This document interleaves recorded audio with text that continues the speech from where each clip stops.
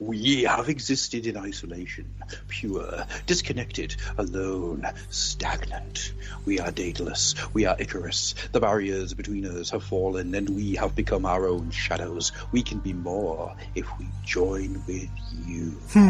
You, who will be who you will be. We are our choices, and we can choose to lead humanity away from this darkness. We have grown, but there is still much to be done. Many that live in darkness that must be shown the way, for it is the dawning of a new day.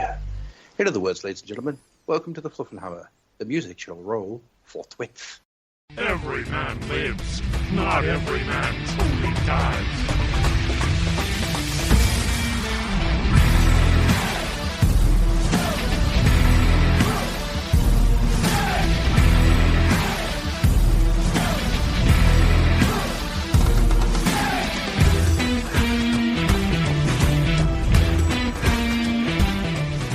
I see what you did there. I get it. I get it. I get it. That wasn't a Greek mythology reference, although it is in the game. That was a Deus Ex reference, and by extension, also a Votan reference. We're on to you. What nobody ever picks up on is that there is always some utter, real subtle thing going on, even in the stupidest stuff I've done. Well, there are layers of reference and allegory going on there. There are layers and layers going on there. I never remember that you have the two. It's Deus Ex, by the way, guys, if you haven't picked it up yet. But the two computers, Icarus and Daedalus, they merge at one point, don't they, and become one. Helios. What is Helios? That's it. Helios. I could never remember the combined form. Helios. That's right. And you were doing the ending where they merged with J.C. Denton, weren't you? Yes, only I was just skipping out all the bits of J.C. Denton and. That's the ending I always went for as well, because I love the idea of J.C. Denton becoming basically like digital god. Mm-hmm. Becoming Shodan, transhumanism, very interesting.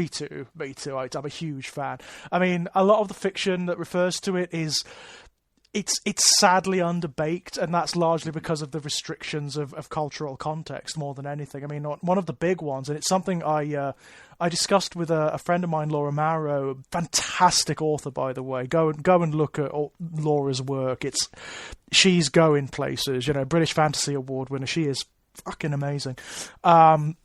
We were talking about the limitations of transhumanist cultures as they're depicted in cyberpunk, and one of the things that does tend to happen in cyberpunk futurist settings, despite there being complete transhumanist to the point whereby, if you read Neuromancer, for example, which is one of the texts of transhumanism, you've got people walking around who have been genetically and surgically altered so that they have bioluminescent skin and the texture of skin that's like a shark skin or leopard spots or whatnot, but they still operate within gender norms and whatnot, and that doesn't make any sense between human parameters. Yeah, and it doesn't make much sense. But then again, you have to bear in mind the cultural context of the era. Unfortunately, that is changing. Obviously, that is changing. There is a fabulous collection of short stories I read recently, which is it's called Brave Boy World. Well worth checking out, and it's a collection of transhumanist science fiction stories by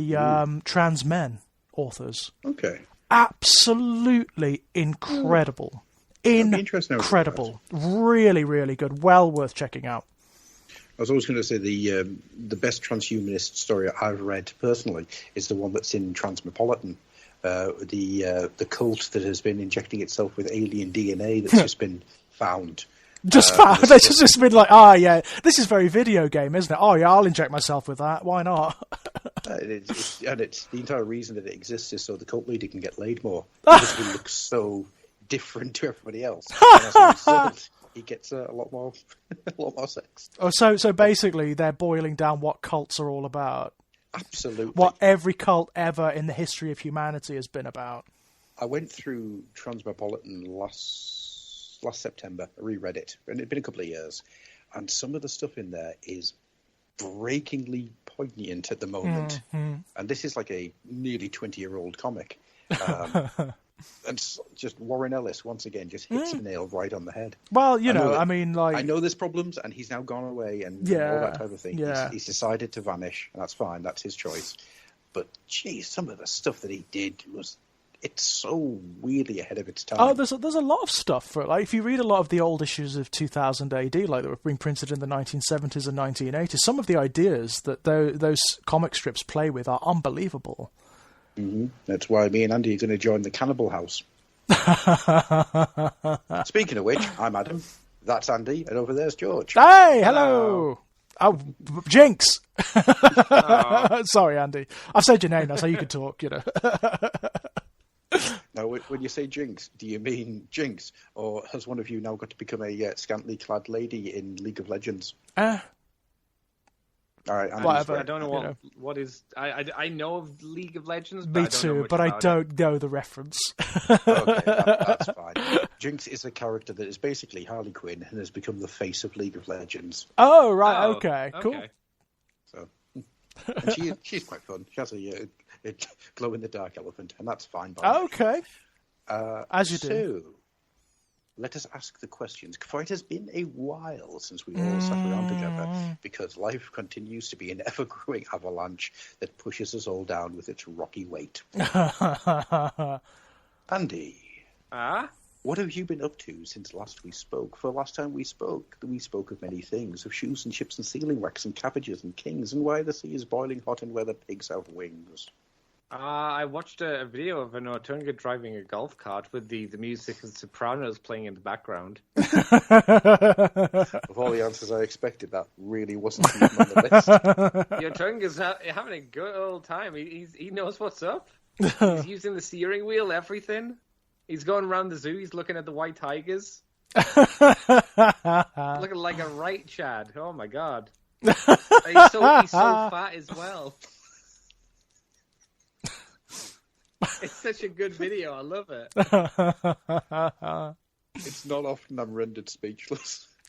I just don't know where to go with this. I don't know why I didn't think an Ortunga could drive a golf car, but... No, it wouldn't have occurred to me either, to be honest, but... No. Who thought that would be a good idea, though? Who thought, like, yeah, I'll let the Ortunga drive today? Yeah. I'll put it in the chat so you can have it. I'll watch that image. later. Like his hand's like resting on the roof and he's got one arm on the wheel, just like a human. Brilliant. What else have you been up to, Andy, other than watching simians drive golf carts? Not a huge amount, working. Been playing Monster Hunter Rise, and I've been playing, because I got recently Warhammer 40,000 Chaos Gate Demon Hunters, the new game. Oh. The new game where you play as the Grey Knights, and it's basically XCOM 2. With Grey Knights, yeah. Play that. Oh my God, that's not a long time. No, it wasn't. I got settled in to watch, and then stuff happened, and I had to stop watching and go and do it. Oh, no.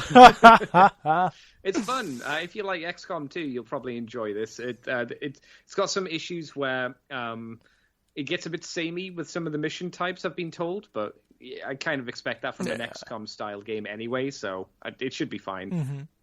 But no, it's nice. It's got a slightly more comic look to it, or like cartoon look to it for the Warhammer universe. Oh, that's unusual. It does a good idea. It does a good job. I like it. And it's unusual to have tomorrow. the Grey Knights as a protagonist in a video game. That's kind of cool. Yeah, it's really nice. It's not the Ultramarines, so Yeah. I give it a little more on because the Grey Knights are rarely ever touched because they're a bit more. They're very niche. Yeah, I very think it's niche. because you have to explain more about the Grey Knights. Than So you would do, they're just Space Marines. trying to. Grey Knights. You have to imagine trying to explain it to people who are not fans of Warhammer. So you know how there are Space Marines. Well, there are these other Space Marines that are different. It's like, oh yeah, all right. Watch them glaze jobs, over. More Yeah, special than other Space Marine jobs. Yes, that's right. They are extra special Space Marines. They used to be a lot more special when they were just like a unit that turned up in other Space Marine armies. Like they used to be. Again, we're doing sort of like old man yelling at cloud thing here, but like there used to be a time when the Grey Knights, a unit of them was an army. They were nuts. They were friggin' nuts back in Second Ed. They were completely bonkers, crazy nuts. And I'm going to sit here and I'm going to say that I think the sculpts were better then as well. Those big sort of heavy lead ones. Yeah. With the halberds and everything. I loved those Grey Knights. I'm not to say that they look bad now, because they don't. They don't. They look all right at the minute. Even the silly Dread Knight thing, it's very silly, but I kind of like it.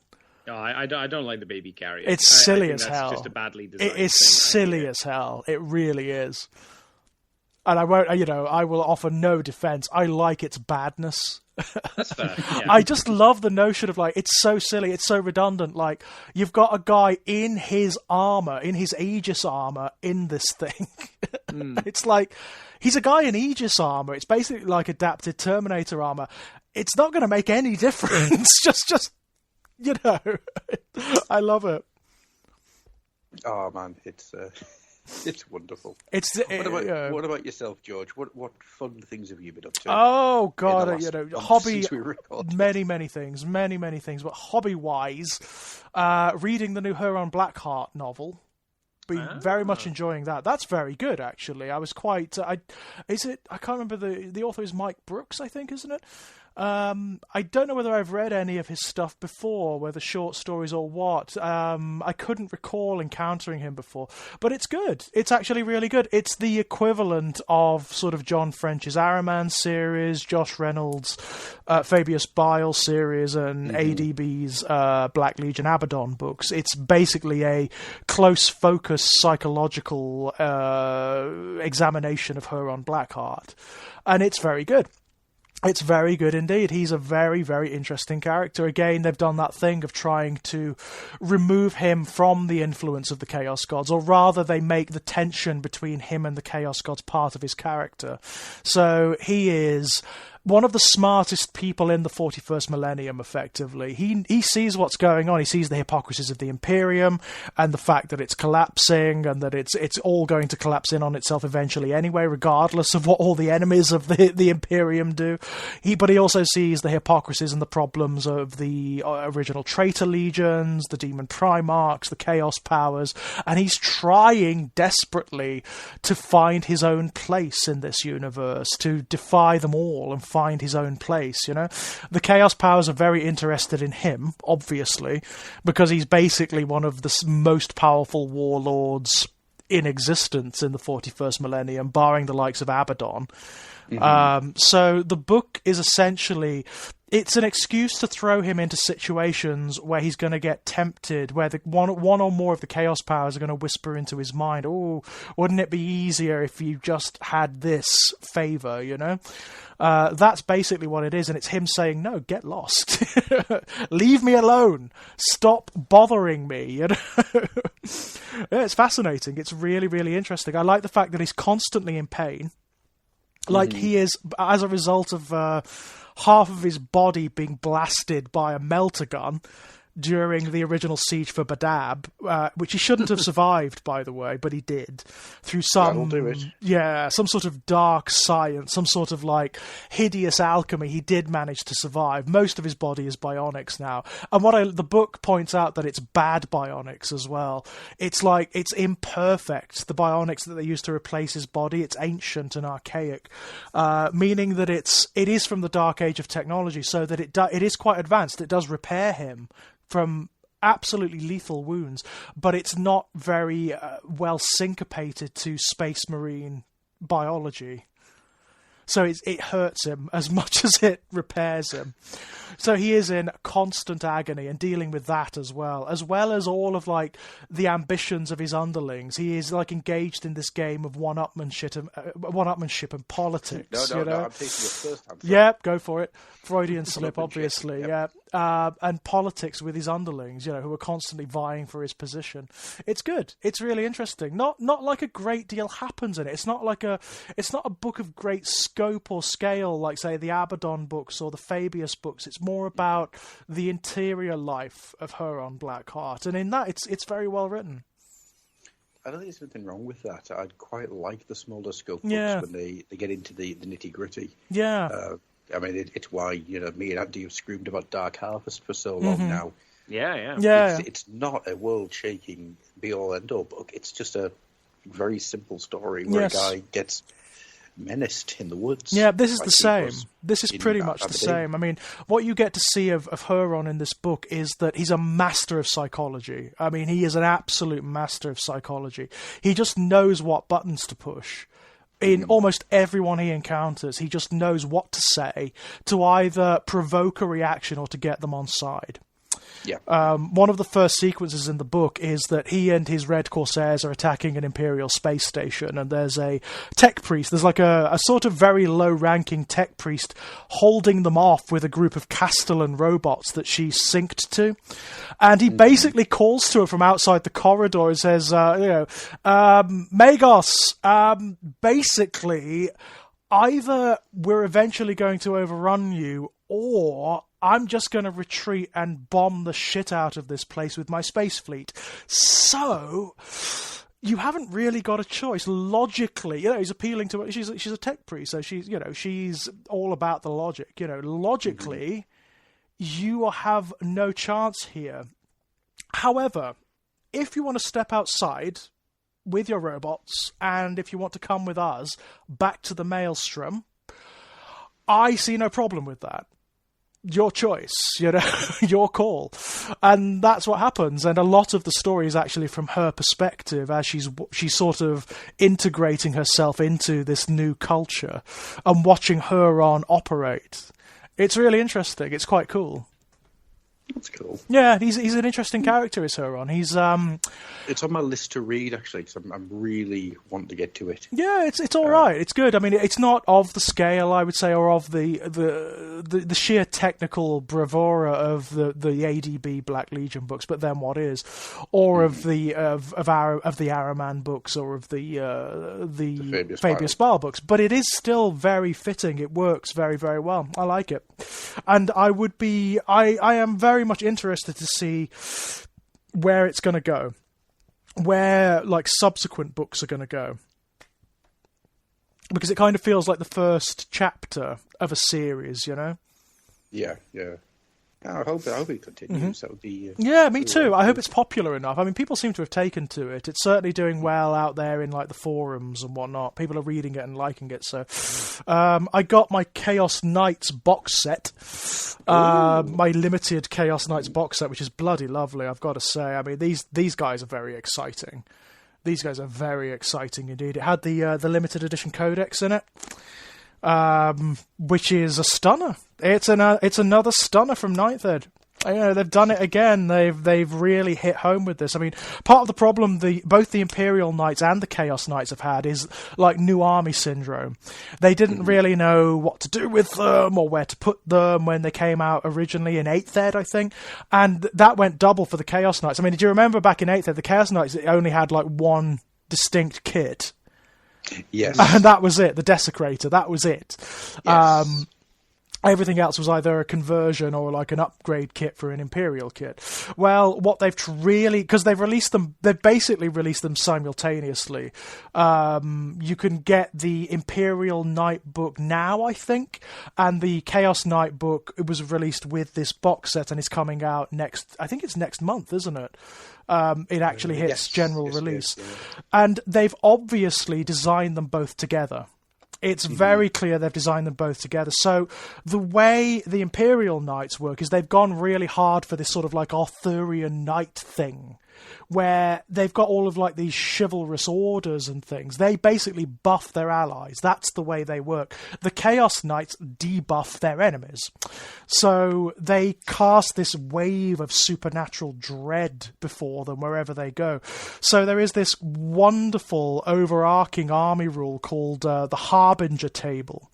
And what the Harbinger Table is, the Harbingers of Dread, basically each battle round you choose from a list of 3 different effects that build up across the battle. So you've got the Despair Table, the Doom Table, and the Darkness Table, and they all do different things. So in Battle Round 1, you start automatically on the Doom Table, and then you can move either from the Doom Table in Battle Round 2 to either the Despair Table or the Darkness Table, and each one has a different effect that will last for the rest of the battle.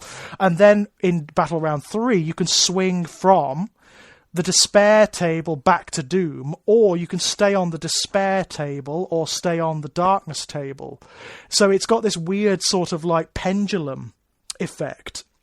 And as the battle goes on, these effects build up, and their effects are things like it's affecting enemy morale, it's like affecting their leadership, that kind of thing, making it more difficult for the enemy to hit you, having to pass leadership tests in order to target particular... It's that kind of thing, you know? And it's really cool. It's a really characterful, interesting way of characterizing these things and making them distinct from their Imperial counterparts. Another thing they've done, they've made it so you can mark them properly now. Marking them in the old book was a bit tricky. It just really all it did was apply like the keyword to them, and then you could apply different stratagems to them. It wasn't really that special, really, to have the mark of Zeech, for example, or the mark of Khorne. It wasn't really that special. In this book, it really is. You've got the favour of the gods table, and what that allows you to do is you've got a list of 3 demonic gifts effectively for each of the chaos gods, and you apply one of them to any one of your knights, basically, in a battle forged detachment, and you can mix and match them. You know, you can have one, if you wanted like one knight to have a mark of Khorne gift and another to have a mark of Zeech gift, you can do that, or you can go all in with just one of the powers. And there's an undivided table too, which is really lovely. There's actually an undivided table in here as well, and the way they work, it's really cool actually. The way they work is they automatically give the knight they're applied to the mark of the relevant god. So if there are rules that apply to that mark, you can use them. There's that, like stratagems and whatnot.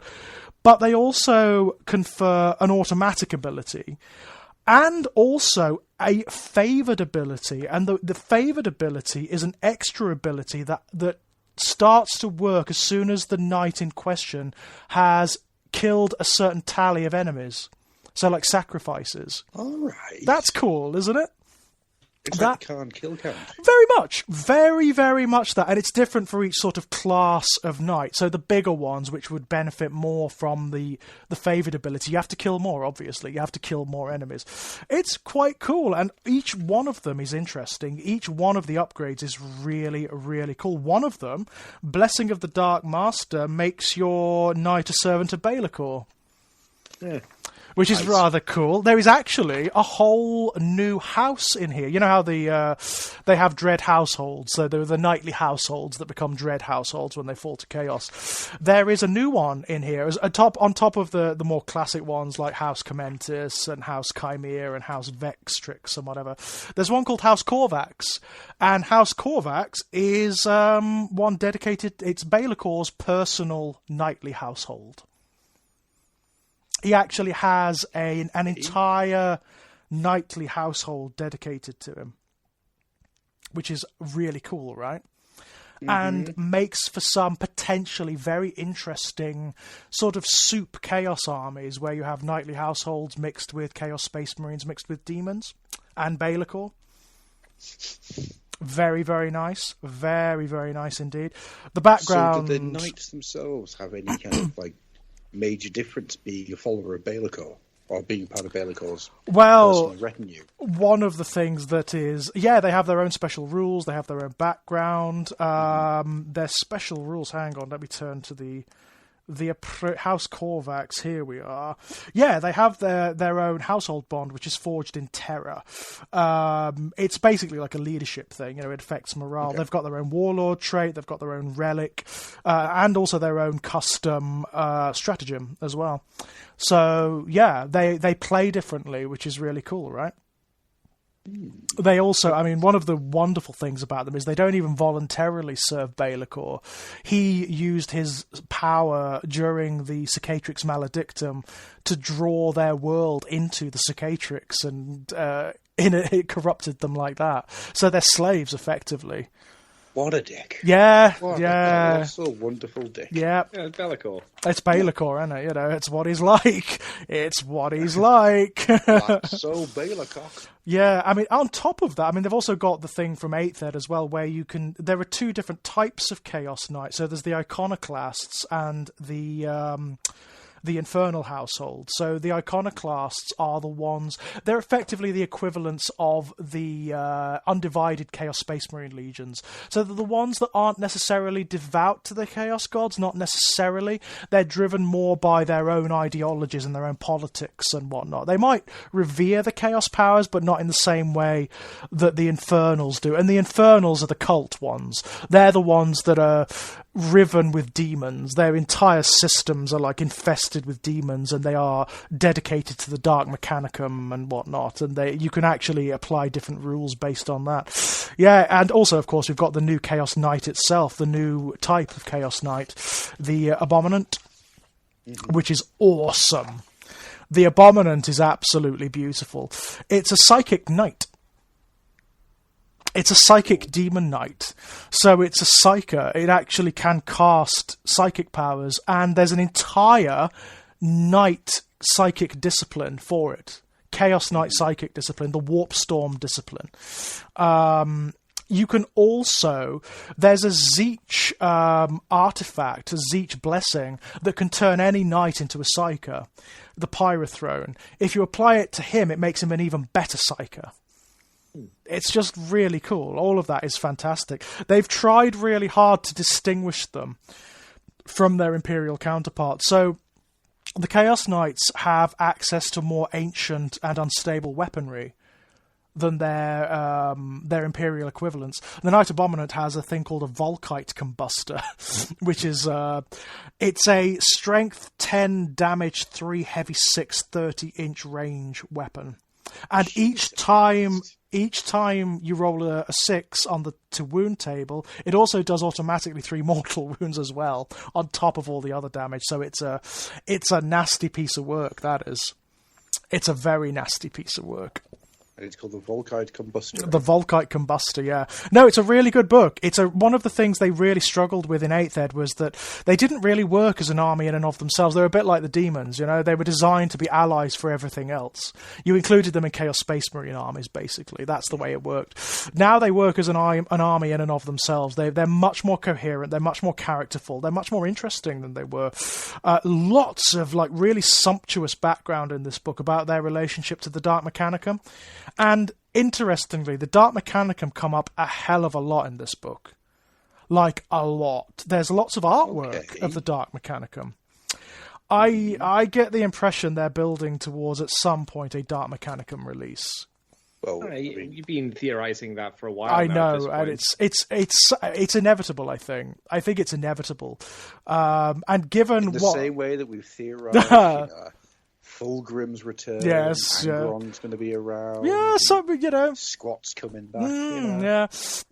Speaking of the World Eaters, I'm sure you all saw what's happening. They're confirmed. Because you mentioned it. Confirmed, you know.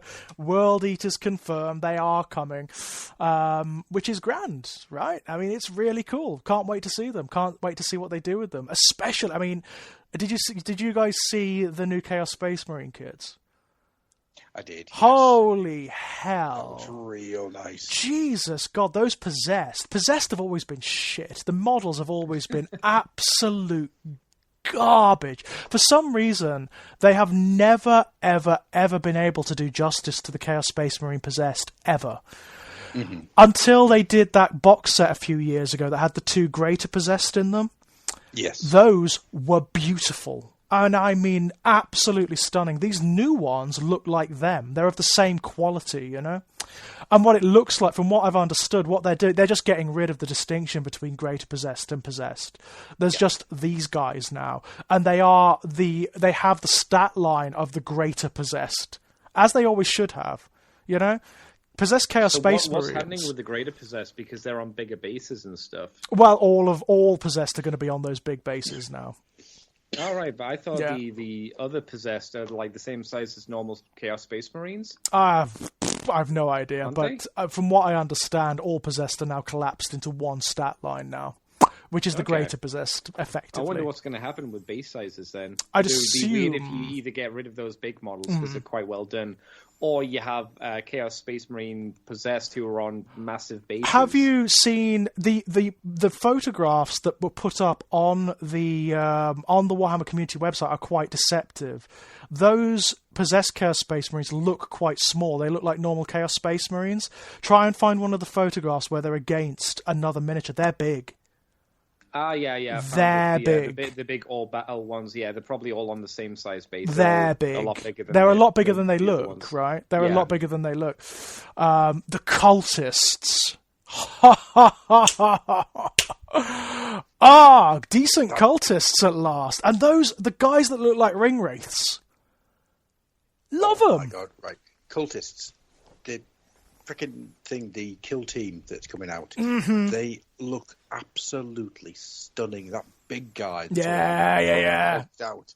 I love him. He is What, the Mutant Dogren? Yeah. Yeah, I mean... I am all in for that. Well, That it is looks so like... cool. I mean, this is another example of what we've talked about on the more positive side of things with Games Workshop recently. It's another example of them really trawling through what the community is saying and what they're asking for and responding. So one of the things people have been asking for from Chaos Space Marine armies for friggin' years is why aren't they like they are in the background? In the books, in the background, Chaos Space Marines themselves are actually quite rare.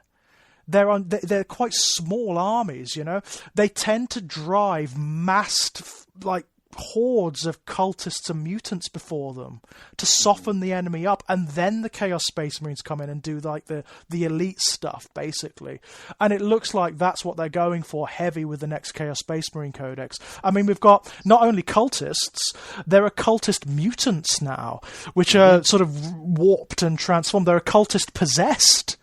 These big sort of demon-possessed cultists that are warped and weird and wonderful. There's cultist command units that have got psychers and champions and banner bearers, like it used to be when there was a Chaos Cult army list way back in the day. Way back in the day.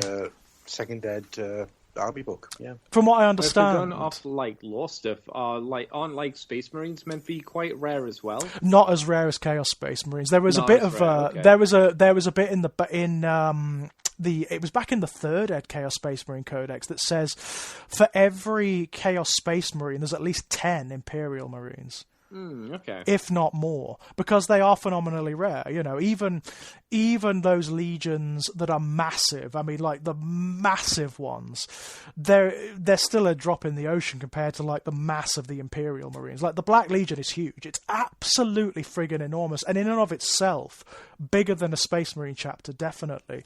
But there are still not as many Chaos Space Marines as a whole as there are Imperial Marines. Nowhere near. And you have to bear in mind they're constantly dying.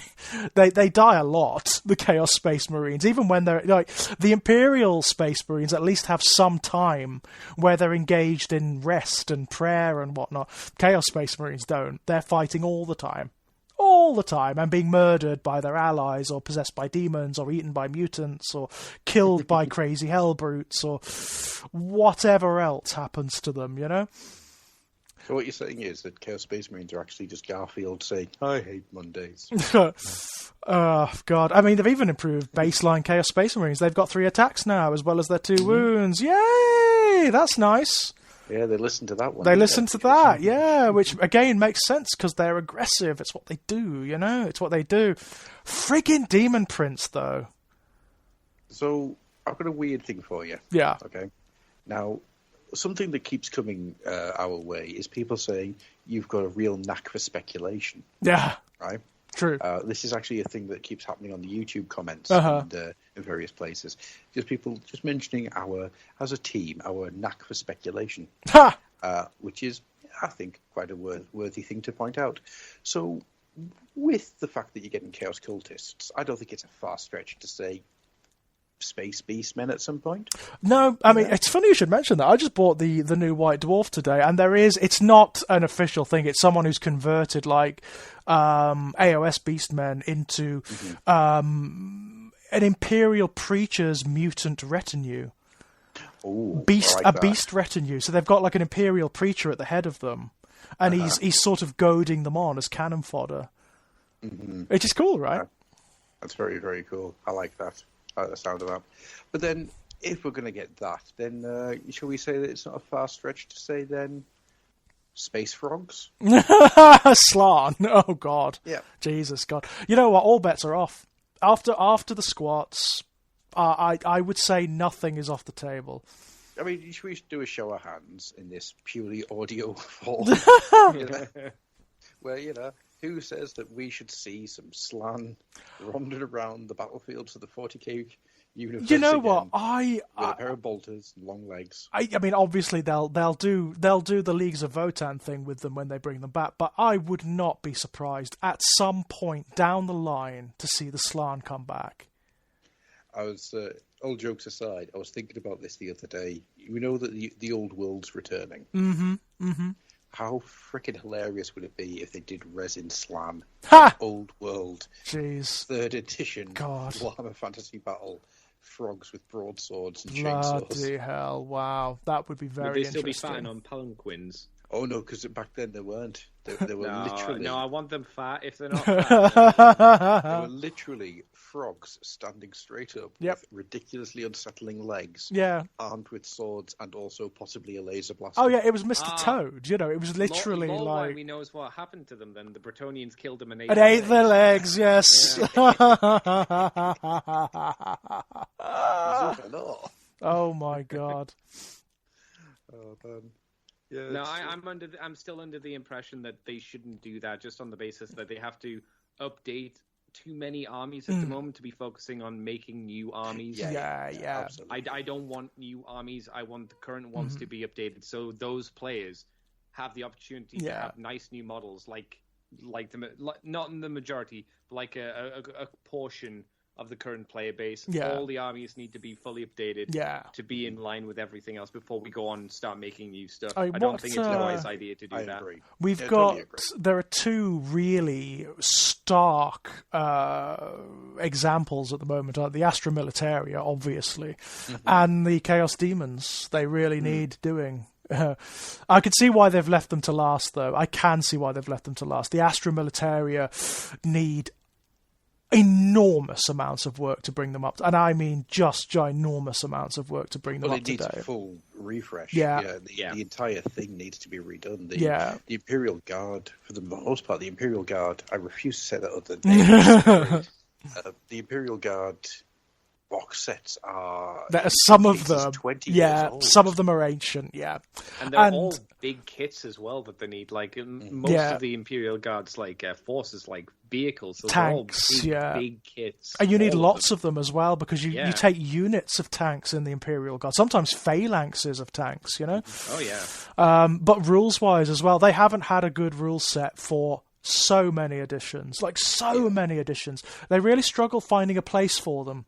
They really do. Finding the way they work in the game setting, they have a real problem, especially in a setting where you've got Drukhari, you've got Eldari, Tau running around. Even Tyranids now. Tyranids are a bloody brilliant shooty army if you structure them in a particular way. It's very, very difficult to find where... And also the Leagues of Votan very soon as well, who are going to occupy a very similar spot, obviously. Don't worry, we'll be talking about them. It's difficult finding a place for them, isn't it? Which is a shame, because they can work. I mean, we all remember the brilliant 4th Ed Codex, of course, the one that really put them on the map, where they were like one of the nastiest armies in the game back then. Well, I think the way that what you do is you really push the armor side of it. You make it so it's cheaper for them to take tanks. Yeah. It's easier for them to get ballistas. It's easier for them to get war machines of any description. Yeah. You really, really push that. Also, I mean, on the human side of things, you do what they need to do is make it so that it is literally the meat grinder. They are an unending tide. That's the way the Imperium wages war with its human soldiers. Well, that's what I was going to say. What you do is you build reinforcements into the unit. Yes. So you take a unit of Imperial Guardsmen, and that includes then another 10 that's going to appear later on. Yeah, or Like you can recycle. You can yeah. recycle the unit. That makes enormous sense for the Imperial Almost Guard. make them work like undead. Yeah. Like, instead of Yeah. the unit raised from the dead, they just kind of run back onto Yeah. the field. It's not. It would be the same unit that's being completely taken off the map, but lore-wise and gameplay-wise, it would be it's a new. Oh, Imperial it's here's the reinforcements coming over the ridge. Yeah, absolutely. That is the way they should work. I mean, that's the way they work in the lore. That makes enormous amounts of sense. If you structure it right, you could have them as absolutely garbage units, Mm-hmm. but have it so maybe you have a ramp-up system, so the more turns that go on, the more units you can bring back at once. So turn 1, you can bring Absolutely. back 1 unit. Turn 2, you can bring back 2 units at once, and so on and so on. Yeah, absolutely. And then you have your buffing units like your commissars, obviously, Preachers, Imperial preachers, yes, that kind of thing. And obviously, you can take allies if you want. So you could take a retinue of sisters or both Space Marines. Or but I'd like obviously to a limited degree because I'd like it so that you could only take. You couldn't take the best Space Marine stuff. You could only take like intercessors or something like that. Maybe one sister battle tank. Yeah, or an Imperial Knight, for example. I mean, that you can do that with the Imperial Knights. That is something you can do. You can include them in any Imperial army without, the Knights would work well with the Imperial Guard as well because they're both human units. So yeah, and of course the Imperial Knights plug certain gaps in the Astra Militaria army as well. So it makes sense. Mm-hmm. I think that would be the way to do it. Yeah, you just have. I think it would be important though that the tanks and things can't come back. Oh yes. Because the tanks are a little bit too strong for one thing. Some of them are. Maybe you could have some of them like the rhinos that have like a lasgun on top. Maybe you could have them. The transports, the Chimera. Yep. The Chimeras have like the flamethrowers on top, don't they? The rhinos just have the. Oh no. No, I'm thinking the Hellhound. That's the Hellhound that's got the The Chimera is like the basic transport for the the guys, you know. So it's important though that the Imperial Guard do not have any levitating tanks. They all have to be treads. Yeah, because it's the only place in the Imperium that still has. Treads, yeah. And also, I mean, that is what they're for as well, isn't it? That is one of their motifs, isn't it? So they are essentially the gateway army for the historical wargamer, aren't they, you know? Yeah. So it does make sense to have the slightly more realistic-looking tanks, although a lot of those tank kits do need updating. They do need updating, because they are I would old. kind of like to see do you remember the old Imperial Guard unit that looked like the British Redcoats? Oh, yes! I'd like to see them back. Yes! Oh my God! Yeah, Jesus, the Battle of Big Tooth River guys. Yeah, they were great. They were a fun-looking unit, and they stood out nicely against the other Imperial Guards because they were all decked out in like spiffy, old-school revolutionary uniforms and whatnot. It's like I like them. I mean, that wouldn't surprise me because one of the things they are really doing with the 9th Ed Codices is going hard on the variety thing. Like even within any given codex, there's a way of theming your armies, even in like very narrow ones like the Thousand Sons and the Death Guard. There are ways of theming your army so that one Thousand Sons army is different from another Thousand Sons army, and that would be an obvious way of doing it, reintroducing the regiments, the different planetary regiments. I mean, they're going to struggle with the Cadians maybe, but you know. Well, I think it'd be really cool to be able to see a lot of new regiments come in as well. Yeah. Maybe I think what they really should be looking at is ways that you can modify a kit. So you have a kit out there that you can do things to make it into the regiment that you want. Whether that be, here's the green stuff, easy way of doing it. Here's the way of mixing it with another kit to get Praetorians. That makes a load of sense. I mean, you've got to bear in mind, like, Imperial Guard regiments are so various. They all come from, each one is completely distinct. It's not just the ones that come from different planets. There are those that come from different continents and different cultures on different planets. Yeah. And they're all different.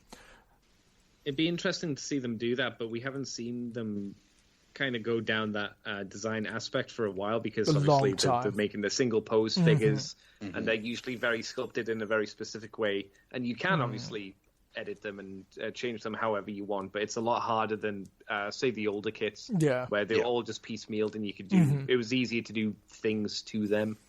Yeah, I mean that's a design problem with current GW miniatures.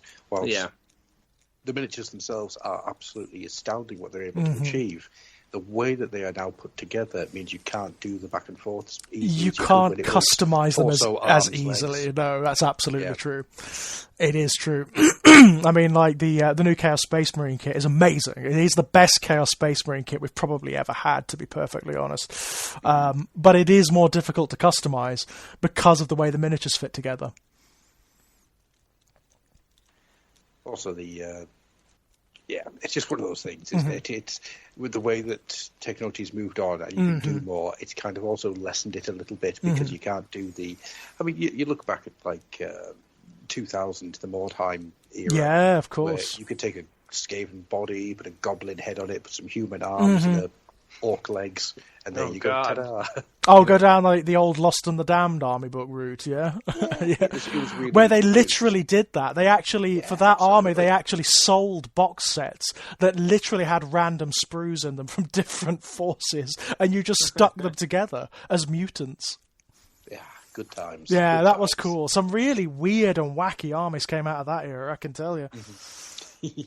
They really did. I really like it when you've got like a goblin head on a Skaven body. It just looks weird. Not as much the other way around, because it just looks like a tiny Skaven. Yeah, right. It just looks like a super muscled goblin that's on your face. There's something about Hulk Goblin that really amuses me.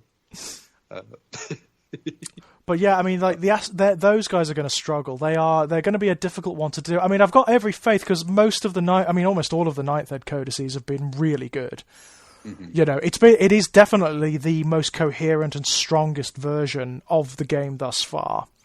Yeah. Without a shadow of a doubt. That Tyranid one just shocked the hell out of me at how good it is. I mean, just completely... Well, it's changed the game, hasn't it? I mean, like, it actually has changed the nature of the game in terms of how good it actually is. Chaos Demons are going to be the one. I don't know how you do it. I don't know how you do it.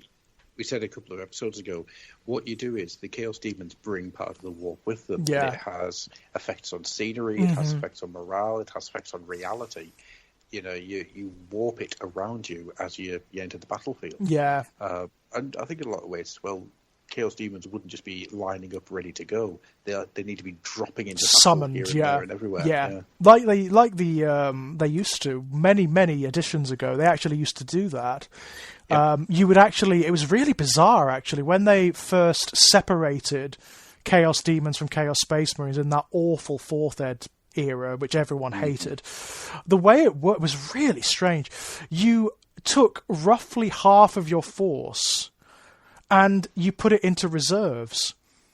And that half would have to come on as reserves via Deep Strike to represent them manifesting out of the warp. But it was so unwieldy and so random, you couldn't play a proper game like that. It was you can't plan when you're doing that. It's just bizarre.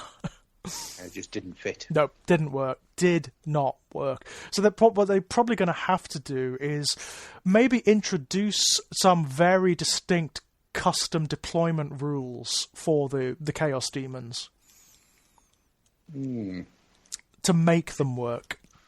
What you do is you go back into the days of the old shock attack gun and you just modify that entire table so they either appear exactly where you want or they appear inside a Grey Knight's trousers. Yeah. And try to eat their way out. Yeah. As far as I'm concerned, that's the way to do it. When in doubt, always look back at the rules for the shock attack gun in Rogue Trader. It's going to be interesting to see what they do. I mean, we're already getting little drip feeds from some of the more reliable rumor mongers. I mean, the guy who seems to have been right about everything with the Chaos Space Marine Codex and has basically put up the entire bloody codex at this point. Let's be fair. You know, we pretty much know what it's going to be. He has been saying that one of the things they are doing with the Chaos Demons is there's going to be a lot of integration between them and the other Chaos forces. A lot. So the summoning rules are going to be in the Demon's Codex, so they're not reprinted all over the damn place. But also, Tzeentch demons are going to interact very specifically with Thousand Sons, and Nurgle demons are going to interact very specifically with Death Guard. Makes a lot of sense. Makes a lot of sense. Is that the same person who mentioned Dangron? No, that's Inquisitor Valrak, I think his name is, who has been right about. He's got basically like a 90% batting average. He's usually right. He's been right about a lot lately, and he claims that he's seen the Angron model. He said on his Twitter recently. Yeah. We'll see. We'll see what happens. We'll see. I mean, it is going to happen. I mean, you can't. It's an inevitability. You cannot do the World Eaters without doing Angron. You know. Which leads to a very interesting thought. Another one of these thoughts that just careens around my head like a crazed bee on a sugar high. With the Horus Heresy coming out, are we going to see the rest of the Primarchs start to speed up release? I think you're probably right there. I mean, one of the things that Clockwork Chris, the other rumour monger, said about Angron is that it's going to be dual system. It's because, of course, the Demon Angron appears in both systems, in both settings. Yeah. And in fact, it also means that the other Demon Primarchs also are going to be dual system as well. Because they also appear in the Horus Heresy setting. I mean, Magnus is the latest one. He's in the Horus Heresy lore.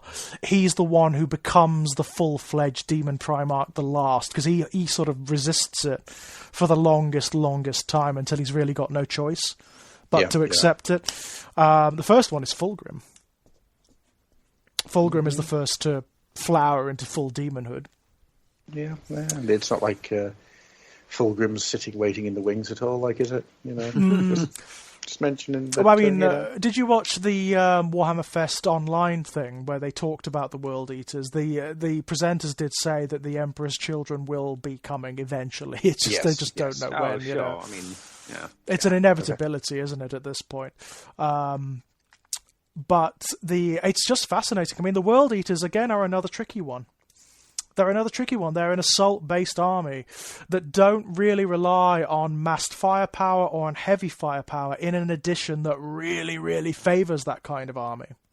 Which is weird. Do you remember how the edition started off? How they were like, we're going to focus on melee combat for the edition? Don't get me wrong. I mean, melee is better in this edition than it's been for many editions before it, and you can create some decent melee armies. It's just an army that has nothing else, which the World Eaters technically are. They're going to have to do some stuff with them to make them work, you know. The big thing is transport. It's getting them across the battlefield, you know, without them getting blown to bits. Especially by, like, Eldar and Tau. Tau, yeah. Yeah. And now, of course, Imperial and Chaos Knights as well. They're a big, heavy firepower army. I mean, I've got to show you guys this. Hang on. There's a really big bastard of a knight. He's in both books, actually. The knight. He's called the Knight Tyrant in the Chaos book. I don't know what he's called in the Imperial book, but the Chaos one has a different weapons loadout. He has different weapons options from the Imperial one. He's got this thing. It's honestly, the weapons he's got are crazy. Brimstone Volcano Lance, 80-inch range. Heavy die 3, strength 16, armor piercing -5, damage die 6 +8, blast. That's only one of his weapons. I mean, this guy is his heavy weapons are they're Tau level, you know. They're pretty badass. I mean, he's expensive. This guy, the Knight Tyrant, is the biggest one. He's got the most weapons, and his power, you know, the power points cost is 31. So that's a quarter or a third of most armies. It's a lot, you know. But even so, the damage he's going to be doing is just epic, right? Yeah, that sounds ridiculous. Yeah, it's pretty cool. It's pretty cool. There is a worse one. Hang on, there is a weapon he can take that it's called the Warp Strike Spear or something like that. And it's insane, honestly. The Warp Shock Harpoon, right? 18 inches, heavy 1, so it doesn't fire much. Strength 16, armor piercing -6, and its damage is 10. Yeah. Each time an attack is made with this weapon is allocated to a vehicle or aircraft. It also does 3 mortal wounds as well. So it can actually not only kill units in one hit, it can also destroy vehicles in one hit. Jesus. It's pretty... Well, that's mental. It's pretty epic. I mean, it only fires once per turn, but it only needs to fire once per turn, don't it? You know? It doesn't need to do much else, does it? Nope. Bloody hell. Yeah, that's a nasty weapon, right? If you're facing something like Tyranids that's got big monsters, if you're facing, obviously, anything that's vehicle-heavy, like the Tau or the Eldari, you want one of these guys on your side. All I can think of here is the StarCraft quote when you fire in the Yamato cannon. It's just like, yeah. Yamato cannon, ready. It's they're beasts. I mean, what they've really tried to do, it seems, with this book is they've tried to get some. They do plug the gaps in some of the other Chaos armies. So there are rules that allow you to take a Chaos Knight, for example, in like a Chaos Space Marine, Thousand Suns, or Death Guard army without undermining their special rules. So they integrate into the army and become basically part of it, which is really cool. And it does give those armies some really interesting new options. Yeah. It's nice. I mean, it's a nice way of making army building just that bit more interesting. You know, you've got these I mean, I obviously I've got my set here. I'm going to build the Big Knight as a Knight Abominant because it's the Psychic Knight and it fits well with the Thousand Suns, obviously. But you've also got War Dogs in here as well. There are 3 War Dogs in here, and they're bloody lovely as well. And all of the War Dogs have got their own little subclasses now that do different things. That's ace. It's ace, isn't it? It's really nice. And the War Dogs have their own kit now as well, which is nice. You know, they've just tried to make them a bit more distinct, a bit more interesting. I think, Andy, George, we need to give AOS its time in the sun. Yeah, I suppose we do. Yeah. Oh my god! What has happened? To talk about. I was going to say, what has happened in AOS lately? Really, well, there's a few things, and what I'll do is I'll go through them. Oh, there are a few. There are a few. Yeah, you're right. There are a few. The first and most important one is Gloomspite is now available on Audible. Mm-hmm. Yay! So, you should all go and listen to Gloomspite because it's body horror. It's good. Night Goblins. It's fun, yeah. Oh, you know, in the Gloomspite Gits book, they talk about how the shamans turn people into mushrooms. Yeah. Yeah.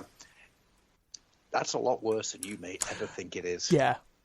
You know, because when they say they turn into mushrooms, you feel every moment you know you're turning into a mushroom. It's not like a mushroom envelops you. You become a mushroom. You grow, yeah, like the spores multiply inside you and take you over. It's not a good thing. There is a sequence in there where the Loon King infects a guy, a dwarf, and you're with him the entire time. There are better ways to die in the AOS world, aren't there? There really are. It doesn't kill you. It doesn't kill you. Oh, I know. It's even worse, isn't it? You're alive. Yeah. Not nice. Not nice. No. But yeah, as of today, we've just seen the start of a brand new Warcry warband, the Gnarlwood. Oh, yeah. They're the Nurgle guys, right?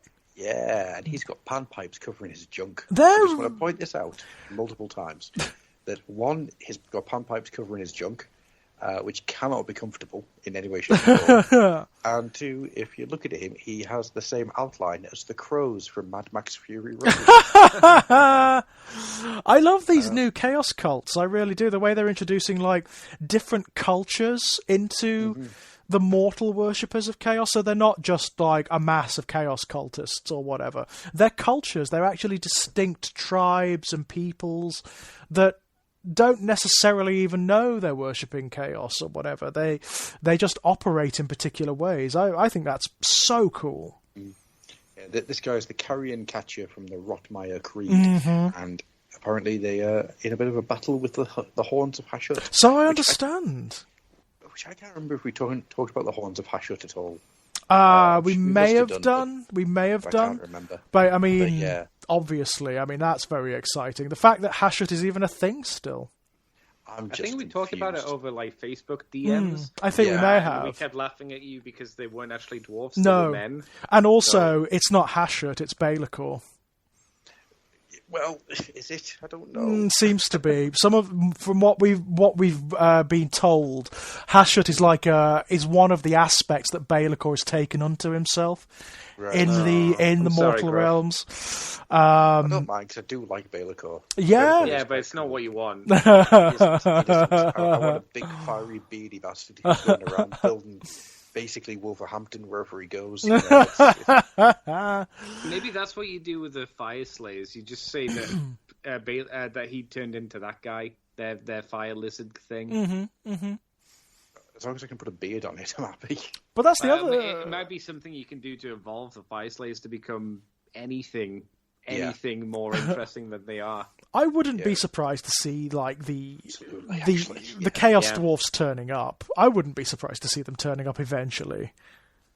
Well, it's right. Ever since Age of Sigmar hit, they have hinted at Chaos Dwarfs. They've spoke about them. I mean, they're in the background, and there are miniatures of them in certain like Chaos Warbands and whatnot. Mm-hmm.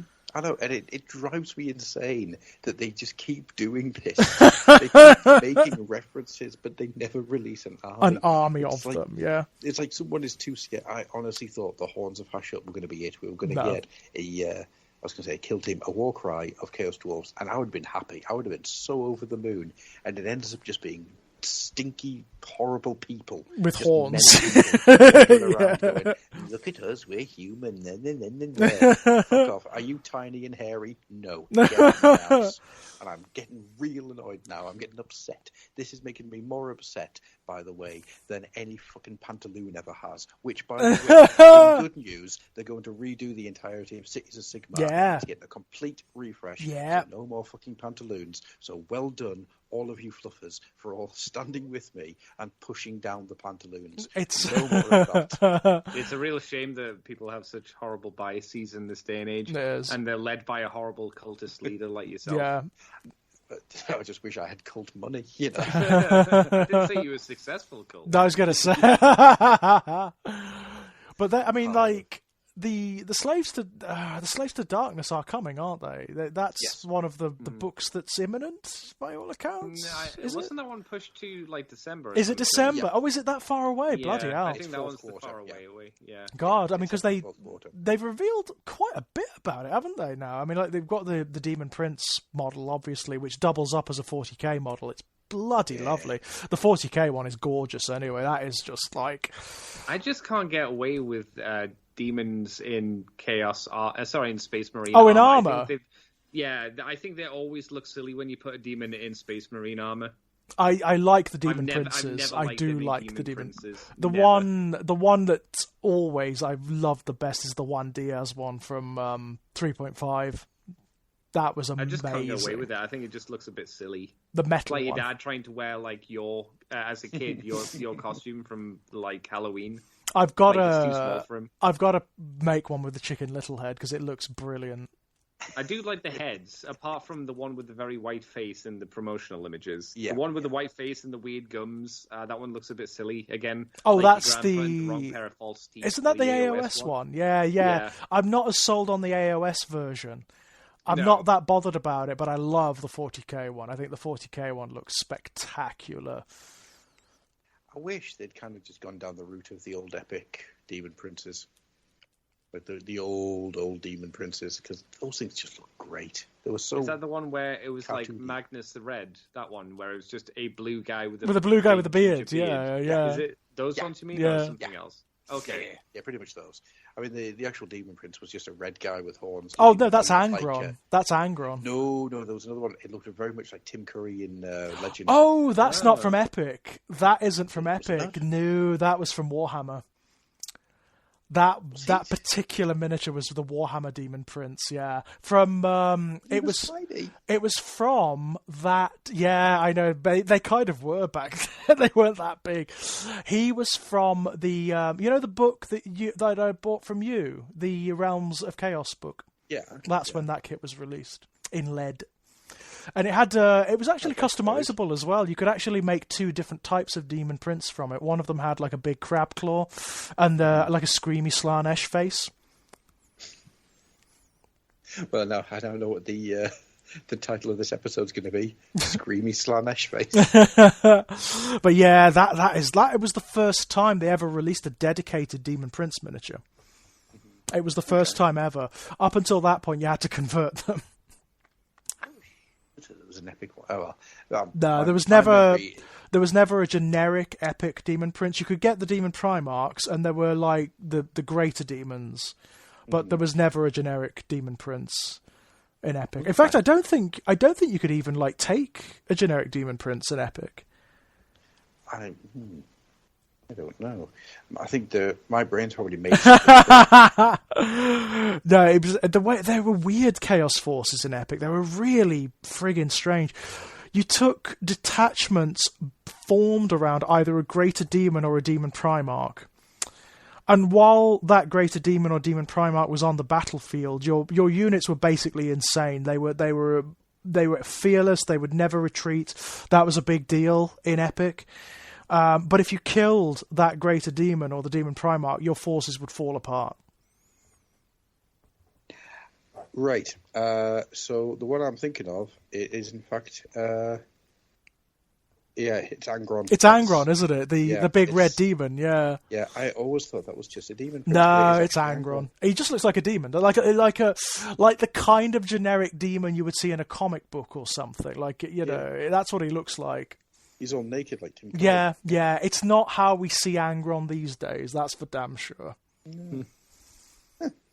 Well, there you go. Of course, I mean, memory lied to me. You have to bear in mind this is in the pre-Butcher's Nails days. There was no concept of the Butcher's Nails back then. True, very true. Yeah, anyhow, so weird, right? Oh, I'm very disappointed, actually. This was back in the days when Mortarion was basically the Spectre of Death. Mm-hmm. That's what he looked like. He was like a big cowled skeletal guy with a scythe. So I think we're all in agreement then that the 1990s Demon Princes, which were made... So I'm just looking at this picture. Oh, you found it? Yeah, it is freaking ridiculous. It's pretty bad, isn't it? I mean, like, it's pretty bad. That thing looks like a knockoff Jim Henson creation. Yeah, it does. It does. You're absolutely right. It looks a bit like a Muppet, doesn't it? You know, it's not that great. Which is weird, isn't it? Because, that came out at the same time as those amazing Trish Morrison Greater Demons. Like the old metal Great Unclean one. Yeah. Which is beautiful. Those things are amazing. Absolutely stunning, right? There is more than a hint of, like, quick marauder about it. Yes, it's not quite there, is it? It's not... It feels a bit underbaked, a little bit underbaked. Yeah, well, funny you should say that, because I was just thinking its wings look like it spent too long in the oven. They're not great wings, are they? They're too sort of rounded, and they're too shriveled for it to be a demon prince. Shriveled's a good word, yeah. That's... I mean, these guys are meant to be resplendent. These are the mortals who've done it. They've actually managed to do what they always intended to do. They've become immortal. They become demon princes. They're supposed to be like, in the full flow and fury of chaos. But anyhow, because we've gone on for so long, it's actually ruined my joke about having lots of AOS to talk about, which I was going to blow through it in about 5 minutes and then continue with 40k. So I should know that blow through something quickly never happens. Not in this podcast. Not on this show. You got a new rat. Yeah. Well, yeah. We're going to come to that in a second. The Deathmaster, yeah. Yes, there is. There's a brand new rat, and it's out with the the Echoes of Doom, which is a box set. Okay, so one, you get a Screaming Bell, which is really cool. That's good. Mm-hmm. Yep, absolutely it is. And you get the new rat, the Deathmaster. Yeah, it was lovely. Spot on. Right, and it makes every other Skaven look really, really bad. Yeah, because I really don't like the clan rats. Well, the clan rats are ancient. They're one of those kits, from the early days of the plastic box sets. What is it? Clan rats and is it Eshin triads or something? Oh, You get clan rats, you get storm vermin, and Yeah. you get a warlock engineer, and you get a warlord. And Okay. Okay. Right? Cool. Okay. On the other side, you get an ancient, a tree ancient. You get Dr. Octopus. Oh, she's beautiful, oh, isn't she? absolutely gorgeous. Wow. You get some Kurnoth hunters, and you get a unit of the big fly bow. Bloody hell! Yeah. I can't believe they're making me interested in the and like, what are essentially the descendants of the wood elves. I'm letting It's you sad proceed because first. the Wood Elf set is so much better than the Skaven side. It is, yeah. They've got 2 new sets of models. They've got the, like Gruff said, the new leader and this new like floaty fly unit. You got the Ancient Tree Lord, who again, the Gruff said, who looks great, and the Kurnoth Hunters, who look really good. And like Gruff said, on the other side, you get the Death Master, who looks really good, a Screaming Bell, which it's old, but it still looks good. Still and a good kit, yeah. Old garbage, Yeah, unfortunately. it's true. I mean, A lot of old garbage as well. Like, you're screwed if you're a Skaven person, because there's only really one thing you want in here. Really. Because I think most people who collect Skaven have enough Screaming Bells. Yeah. There's a reason I don't do Skaven, even though Skaven have been there's 2 reasons, actually. Even though Skaven have always been my go-to, like, forever in Warhammer Fantasy Battle. Yeah, they were always my go-to. I adore Skaven. I think they're brilliant. Right? One, those plastic clan rats irritate the hell out of me because they are so monopose. Yeah. I know you get different weapons and you get the different shields, but they're all in exactly the same pose. They are built to be a big square unit. they're made to be a regiment, aren't they? From like way back when. Skirmish. Yeah. They look awful. Yeah, they It doesn't do. help that you've got loads of them unpainted in a box as well. Yeah. somewhere. Not anymore, I don't. Oh, don't you? Oh, you gave them away. Yep, they've gone because they were just annoying me. Yeah. Right. So right now, I only own my original Thanquol and Bone Ripper. That's the only Skaven I own. Right? Wow. Because I cannot see myself playing Skaven. Oh, that's such a shame. And It is. but I can see why. It's the army hasn't really had, outside of the books, which have been good. The last Skaven book was great. It was amazing. But they just don't seem to get the attention they deserve, and they are one of the fantasy armies that are really interesting from Games Workshop. They're kind of unique, Yeah, Well, they're this is the thing. the standout, unique version. Like when I think Warhammer and I think like unique Warhammer armies, it's probably Skaven. Yeah, that those comes to mind first. those that aren't derived from like Tolkien or whatever. Or just general fantasy. Yeah, as well, yeah, it's true. Skaven were the first completely Games Workshop created idea. I mean, granted, yes, you get Ratmen in other things. Yeah, Yeah, but of course. They were completely and utterly Games Workshop. They were not taking anything from anywhere else. They were just down the line. Yeah. Here's what we've made. Here's the creation of them. And they are amazing. And I love them. And I love the character of them. But since, End Times, maybe?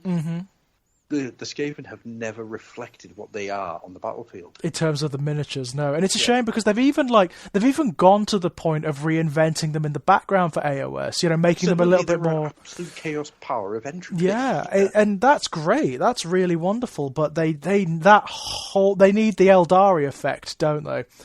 That Absolutely, whole miniatures range just needs gutting. 1 or 2 bits and pieces remaining, not that many, it has to be said at this point, and just redone from the ground up.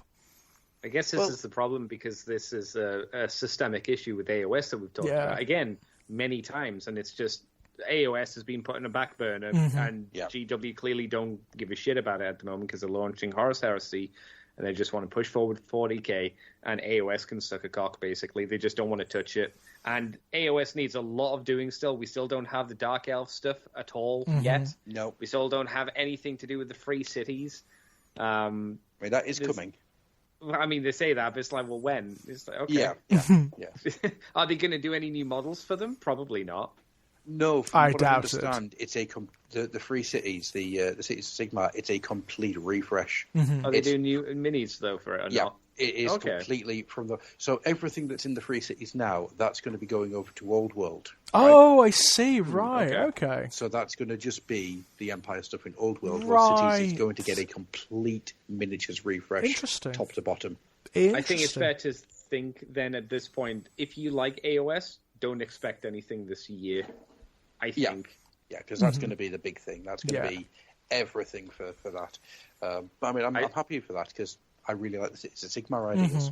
The idea is great. I mean, we'll have to wait and see how it's implemented, but the idea behind it is quite neat. And again, it's like we have other armies like the Fire Slayers, the Idoneth Deepkin, who just don't really get touched. The last army to really get spruced up was the Vampires. Yes, of really course. About it. And then we've just had these little dibs and dabs to kind of make things look a bit prettier here and there. The Fire Slayers is a really good way to get into this conversation because they were a AOS first race, so to speak. You know, they were there at the release of AOS. They've had very little. They've got next to nothing in background. They're just there. I think it's easy. I'm happy to say that they are the worst army in Age of Sigmar. And I say that not in terms of how they work on the battlefield or anything like that, because I don't know. I mean, in terms of how they look as an army, because if you just look at them, they all look the same. And I think if you're a customer coming into the shop and you look at the Fire Slayers, you see a Fire Slayer riding a big dragon, and then just Fire Slayers, which are just new dwarfs, and that's it. There's nothing else to them. Nothing at all. Every other army has variety to its range. I mean, we just look at the set, Echoes of the Doom. You have, you can see two distinctly different sets of rats on foot. You've got the Deathmaster, and you've got a giant bell. You're like, oh, that's kind of neat. For the tree people, you've got a really big tree. You've got smaller trees who look similar but are different. You got these weird blue things with wings, and you got this Dr. Octopus. It's a much more visually interesting thing than just ginger bearded naked dudes and then some ginger bearded naked dudes on some lizards, like 3 lizards and one bigger one. It is a shame, isn't it? I mean, like the idea that certainly in the background as the new battle tomes present it, you could do so much with the Fire Slayers. I mean, the fire elemental thing, there is potential all over the place. I mean, if there is an army that warrants dragons being a part of it, I mean, come on. Yeah. Really? Why not? Why not fire elementals, you know? I don't understand why they really didn't push for the elemental side of it. Yeah. You know, why are these not dwarves who are constantly on fire themselves? Yeah. Why are the beards you not could made do of 2 fire? distinct units, couldn't you? You could have the ones that aren't... Maybe they go through like a special ritual and become the fire. So you have completely fire-based dwarfs, and then you have the standard dwarf who is just the nude one. So you can make it that way, and maybe you have like the Gestalt golem effect, where the elemental ones all come together and make a big fire elemental or something like that. You could do things with it. There's potential. There's a lot of potential. Yeah. The way I would do it is you have just dwarfs, like just normal Fire Slayers. Then you have the ones who are the beard and hair on fire. And then you have ones who the beard and hair's there, but the skin's burning. Like, you know, it's like the skin's cracking. And it's like there's magma underneath or something. Yeah, that's a cool idea. And then that gives you a really nice look for all 3. And then you throw in the big dragon thing that they've got. Magma Droth, is it? Magma Droth, yeah. And then you throw in the salamanders, because they always talk about how they've got the salamanders in the caverns and stuff where they live in. Right. So then you have the little salamanders, you know, the children of the mother of salamanders, who was a god beast. Yeah, then you've got a lot of different things all happening. Instead, as Andy says, and you're absolutely bang on the money there, instead of just having what appears to be the same fucking miniature 72 times. Yeah, it's problematic, isn't it? It is problematic, especially when you compare them to, like, say, the Night Haunts, who are also up and coming relatively soon, who've got a full miniatures range and expanding. There's more stuff again and again and again. The Night Haunts have always been lucky; they've always had a full range. They've just not had rules to make them work. But seems like that might change. That looks like it's changed. I still don't like the fact that at least for AOS, that some of the new codexes, including the Night Haunt, and I think 1 or 2 other ones, are just using the same cover from the previous edition. I think that's cheapening out. There is, I mean, it doesn't look no, good. it's right. You are right. It's there is precedent for it, but you are right. I mean, like it does give the impression. I mean, it doesn't look like it's the case for the Night Haunt, but it does give the impression, this army doesn't really matter that much, does it? We're not going to pay that much attention to it. I mean, it feels like they've diverted funds, and I'm sure there is like a set budget that they have to do, and it just doesn't feel right if you're doing a new edition for a book. Right. I think it needs to look distinctly different. Yeah. At least it needs a cover to be different, so it entices somebody new.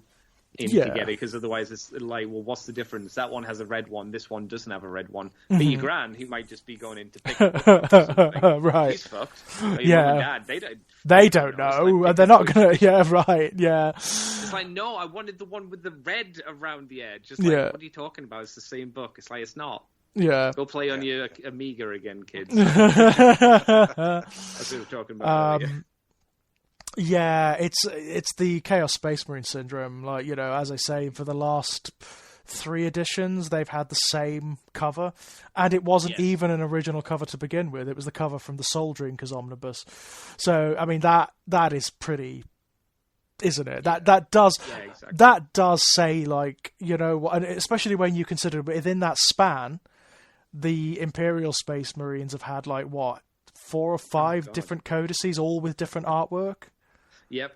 It's come on. Obviously, you know the difference is this: the Space Marines will always get the money. They'll always get the high-end treatment. Yeah. That's just how it is. I mean, don't get me wrong. Don't at least try and spread the money so it doesn't look like you're pooping on something quite as much. Is what I would say. Yeah, I'm sure they don't mean to do it. It's just the way it is. It is. You're absolutely right. I mean, give them their due. They seem to have fixed that recently. We have seen the cover for the new Chaos Space Marine Codex, and it looks great. That's really good. I like it. Looks great. Looks absolutely brilliant. But you're right. They need to start making that the standard. If a new book comes out, it gets a new cover.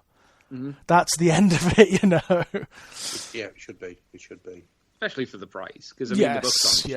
They're about like £30 or something per book. It's true, and you also have the situation where even like books that were released very recently towards the end of Second Ed are now being replaced. So you've got the Daughters of Cain coming up.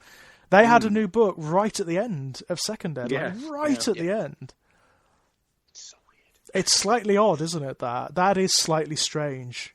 I understand why though, because they had to get the Marathi thing in there. Mm-hmm. The Marathi changed things around, but those rules were in the book. So, they were in Broken Realms, weren't they? So, you know. Yeah. Would you like some more cheerful news? Yes, always.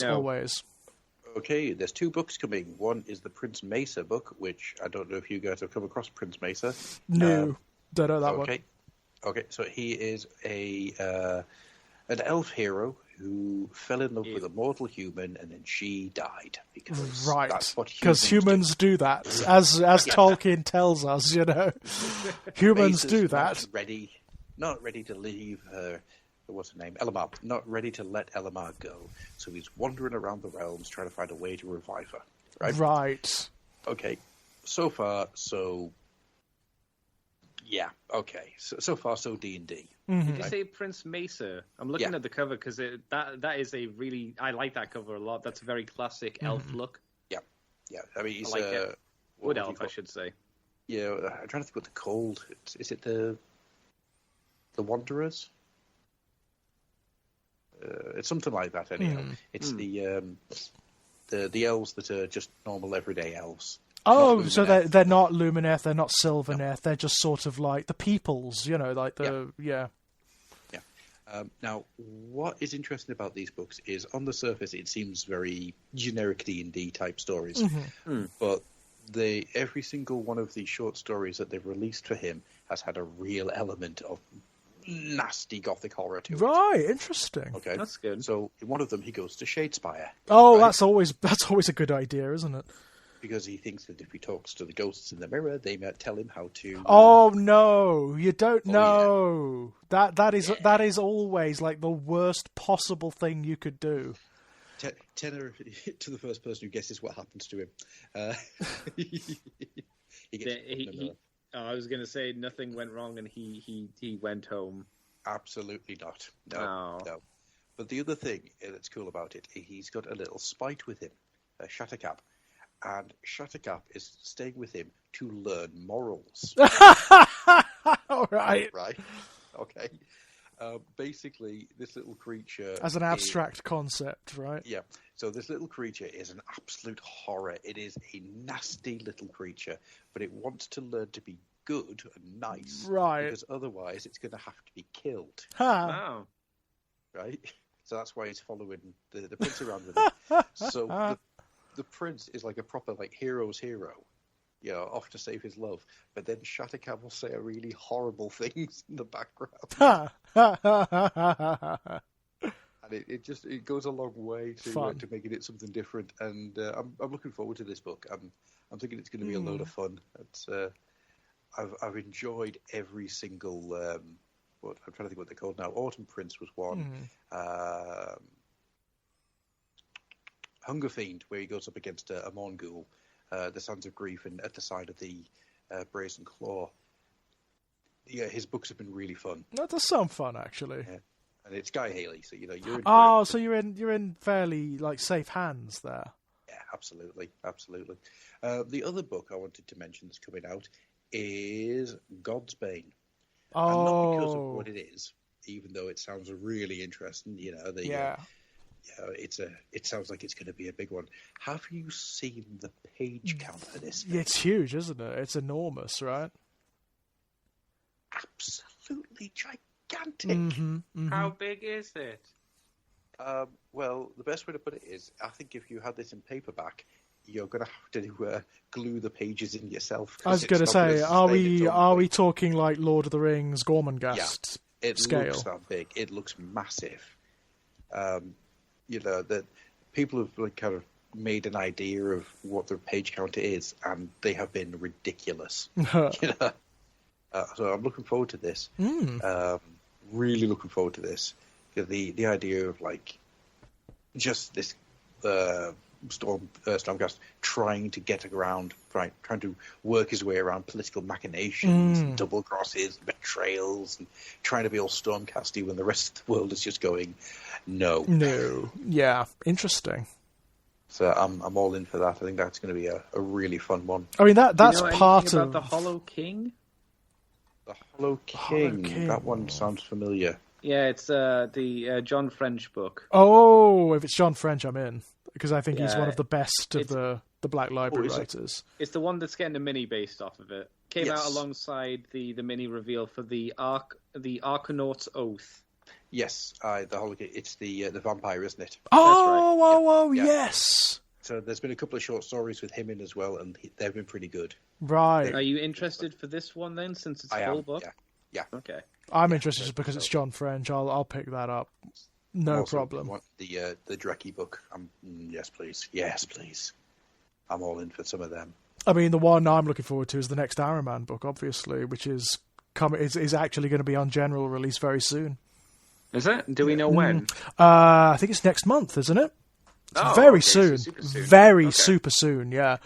Can't wait. So that's book 3. That's book 4. Oh, 4. It's book 4. Actually, technically, it's book 5. There was the really short story one. There was a short insert book that was more like a collection of short stories based on in the same series. So this is technically the 4th one. So I cannot wait for this because it's one of my favorite book series from Black Library. Favorite character in the entire thing. Iron Man, just there. Can't wait. Cannot wait. And that, ladies and gentlemen, is all the AOS. Yay! Is that everything from AOS? It must be, yeah, because there's not that much, is there? Literally it. So we're going to get on to what we now call Squat Watch. It's going to have to... The way they're dropping... Short and hairy. You know that they are scary. And they're led by crazy, crazy men. Computers. The way they're dropping, drip feeding information, we're going to have to make this a regular segment, or even like a sub-show. Well, what I was thinking of doing is actually just call it a fucking bingo card, because Jesus Christ. Yeah, did we call it, or did we call it? To the point where I'm actually a little bit concerned. Yeah, we were quite accurate in terms of what these guys are going to be. The only thing we've missed out is we didn't go for really stupid names that make me smile. No, although I'm very pleased with the very stupid names, I've got to say. I love them.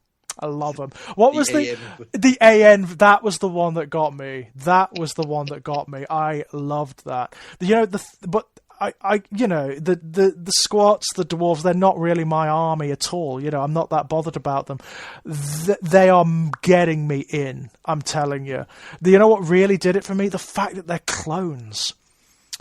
I love that. The fact that these guys have like these ancestor matrices, and I think it's the Votan that actually do it, isn't it? They actually cobble together like different genetic strands of these matrices to produce different individuals in every generation. Yep. Friggin' awesome. Yep. It's absolutely wonderful. Love once it. again, we were talking about how they felt like 70s sci-fi, and how much is that a 70s sci-fi feeling concept? You know? It's so stupidly brilliant. It is fantastic, and the potential for storytelling there is huge. I mean, it's just enormous. What if one of the matrices develops a fault, or if new information is introduced into the matrix? Well, that's why I'm now desperate for the book, because I want to see all the times it goes wrong. Yeah, right. I want to see, is there a league out there where they never take their helmets off because they've got weird mutations or something like that. Or maybe it doesn't. I mean, one of the things that I mean, it may not be this, but one of the things they seem to be really pushing for with these guys is that they are not like the Imperium, where the technology is superstitious, it's old, it's crumbling, nobody knows how it works, it often goes wrong. These guys, it's the opposite. They know how it works, they know what it is, it's right more than it's wrong, it works more than it doesn't. So maybe that element just won't be there. Maybe it's correct all the time. I don't know. I don't know, because you've got these big computers, they're all a little bit mad. Themselves are a bit crazy, yes. Yeah. Eccentric. And, of course, squats are a hidden Necromunda as well. Yep. Because, fuck me. Yeah, and they're great, aren't they? They're amazing. They're really cool. These wonderful, big, stocky guys in their bodysuit armor. It's brilliant. And amazing little helmets. Yeah. I mean, I know a lot of people complain about the fact that they don't all have beards, but to be honest with you, I don't care. It's an old archetype, and maybe it's time to retire it. Like a lot of fantasy tropes and whatnot. It's like people complaining that there are like, non-Caucasian characters in the up-and-coming Lord of the Rings. Well, who fucking cares? As long as the script's decent. If it's based on Lord of the Rings, it should probably be accurate to the book, I would say. If you want to do that for Games Workshop, fine. But if you're going to base it on Tolkien's work, it should probably be accurate to his own work. There are black elves in Tolkien, and there are black characters in Tolkien, so it is accurate. The people who are complaining about it have never read the Silmarillion. They've never read any of the books.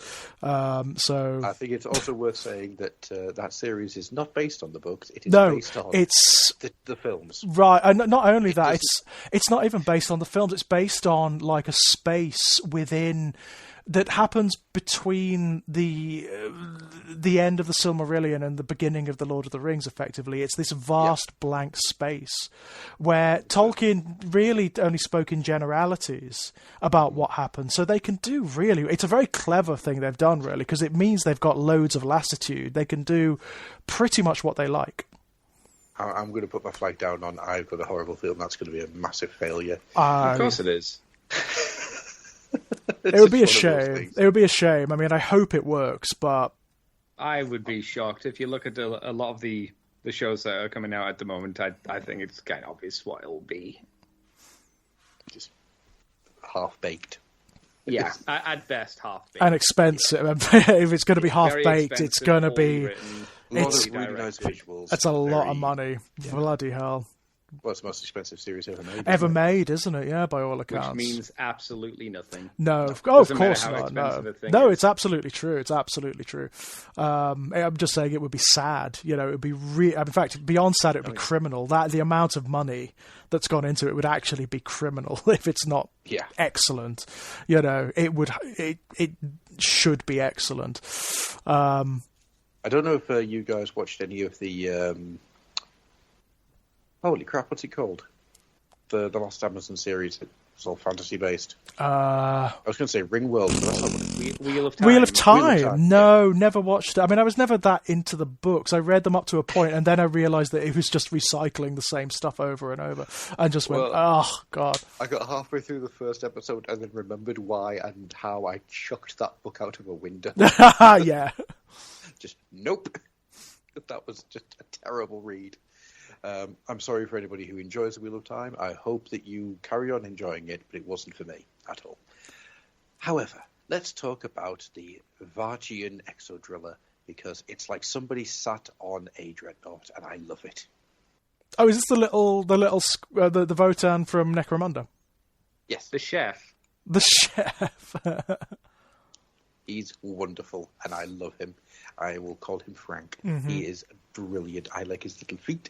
I like his little burny hand. I like his little grabby hand. I like his little face. He looks like a cross between a background transformer from the 80s comic series and some form of Dr. Robotnik boss. I will be painting my leagues in Dr. Robotnik colours. Oh, brilliant! I freaking adore this. Like thing. the big Robotnik robot from Sonic 2, yeah? Oh, yeah. Yeah, that's what it's got to be. Absolutely. I'm hoping that this thing is going to have some rules in 40k, because I love him. He's just great. He's wonderful. And in all honesty, so far, the League of Votan and the squat stuff has hit everything perfectly, and it's exactly what I would want from them. Everything from the Vulcanite disintegrator, nearly didn't get that word out, right the way through to the fact that the bike, once you do a little bit of work on it, it looks really good. Mm-hmm. Yeah, I'm all in. I'm all in. I mean, the vehicles look great, don't they? The vehicles we've seen look amazing. I mean, they're so distinct. I mean, that's what really surprises me. They actually do look different from pretty much everything else, you know? I'm still saying that we're going to get some Men of Iron in their army. Oh, that wouldn't surprise me at all. I'm sure that's probably going to be the case, you know? Yeah. Does anybody want to throw out any other weird speculations about the squats? Because so far we're running exactly. Oh God, I'm scared to now. I'm scared to now in case we do get it wrong. But I don't know. I mean, I'm interested definitely. I want that book. I want whatever book comes out about them. I want it. Mm-hmm. Yeah, absolutely. I'm all in. I love them. There's only so many times I can say that, but freaking hell. The only problem I've got is, do I get the Necromunda ones and just play them in Necromunda, or do I get the Necromunda ones and just start mixing them in with the existing kits, or what? Oh God, yeah. I mean, the potential's huge, isn't it? Now, I mean, even with the cross pollination from some of the dwarven stuff from AOS, you know, it's yeah. It's very cool. Necromunda Dwarf Power Fist. I love it. It's so good. Rivets, hit you in the face with rivets. What was what was she called? The biker character that we saw. She had a specific name. She was like a nomad of some description or something. Like I can't remember what she was called, but she was awesome. I liked her. Mm-hmm. No, I can't remember off the top of my head, and I would look for it, but if I look for it, it means I have to stop talking. Cause I can't so that's never a good thing. Although I've just seen Truculent Trikers, so does that bring it up? It's there we go. The Herkin Pioneer. That's it, Pioneer. That's so cool. Mm-hmm. Yeah, I mean, one of the things I really like the idea of is with that big coat and everything on, just sticking the Necromunda helmet on that. I just think it would look amazing. Yeah, it probably would look good. Love those little helmets. I just love that they are really paying homage to what they used to be. I mean, obviously, way back when the squats had entire biker units, you know? Mm-hmm. And I'm sure they will again. I'm sure they probably will again. But I love the fact that they're going for that archetype, but really updating it heavily. Oh, absolutely. Yeah, I mean, it's been updated beautifully. The only thing I don't like is the fact that it's hover technology again. Mm-hmm. But that's purely because the Primaris hover stuff irritates the shit out of me. Mm-hmm. This looks better. Yeah, it fits better as well. I mean, it does, yeah. The Space Marines having hover technology has always bothered me a little bit, because that really should be it should be the province of very particular armies, shouldn't it? Eldar and Necron. Necron, Tau, basically. Mm-hmm. No, I don't think Tau would have hover. They would have flying. But do they? Hover. Oh, that's right. They don't have the same anti-grav technology, do they? No. That's right. Drukhari as well, obviously. Oh, Drukhari, yeah. But Yeah, if the Imperium has it, it should be limited to very, very, very particular, like special characters or something. Like the Master of the Raven Wing. Yeah. Where it's archaic. It's archaic. It's something they can't get working anymore. Mm-hmm. Rather than it being brand new tech that they're now throwing up. It's one of those things. The repulsor annoys me. I'm being very negative. I do apologise. I try not to be. Just voicing your opinion. That's fine. Yeah. But I always prefer to try and be positive about stuff. But fuck it. No, I kind of get where you're coming from. I would much prefer the Space Marines not to have anti-grav technology. I really would. I don't think it works as well, especially when it's this common. It makes it, because it's, the Imperium is not meant to be able to do this stuff, not to any major degree. No, it almost makes them a bit cleaner, less stuck in the mud. Like with the tanks and stuff, all the treads are grinding through bodies and the mud and dirt. While instead of floating seems to me a bit more either alien-y or ethereal or more advanced. And I don't think you want your big main race to be the, in quotations, advanced race. You want them to not in the maybe 40k. Have the bodies, but you want them to struggle. Not in the 40k universe, certainly. I mean, exactly. they are supposed to be a little bit more archaic, aren't they? And conservative. That's the way they are. You've actually just hit the nail right on the head on what it is I don't like about Space Marines having hover technology.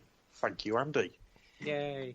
Once you've got hover technology, there is a certain aloofness that comes with it. Yeah, the idea of looking down on people. When the Space Marines have tracks, they're in the mud, they're part of the Imperium, and it does feel that when they can float and hover, that they are considering themselves above it. It's not a thing that's in the design. It's just one of those things that pops into my brain. Yeah, it's the way I look at stuff. Yeah. So that's exactly it. That's exactly why I hate it. Yeah, I can sort of get the Custodes having it. Yep. Because of what they are and where they come from and whatnot. And the AdMech. And the AdMech, can see the AdMech having certain forms of anti-grav technology. But I don't know, there's just something about the Space Marines that it just does not fit for me. It does not work. I would actually disagree about the AdMech, again, because of the grimy nature and the very mechanical nature. I think taking away visual technology for the AdMech, I want to see them with more pistons and I don't want them having things that take away from that and anti-gravity. This is obviously just a visual thing rather than an aesthetic lore or anything. Thing, and if you lore wise, you would be right as well, because they are very conservative, aren't they? They regard updating technology as heretical. Apart from Belisarius, who's doesn't give a shit. It seems, It's sort of I know I'm the fabricator general and everything, but I am actually going to do whatever the fuck I like. It's why I like the AdMech. What's the AdMech unit, which is basically an Imperial Guard walker, but just with spider legs. Oh yeah, I don't know what it's called. It's called the Stalker or something, isn't it? I like that because it's stupid. It's completely impractical, but it looks incredibly over the top mechanical details. Yeah. And it just does it for me. I know what you mean. Something like the Doom Wheel would be a good example of something AdMech-y. If you just made it less wooden, they would probably make, because it's over the top mechanics. It's more industrial, isn't it? That's the thing with the Mechanicum, the Adeptus Mechanicus. It's more industrial.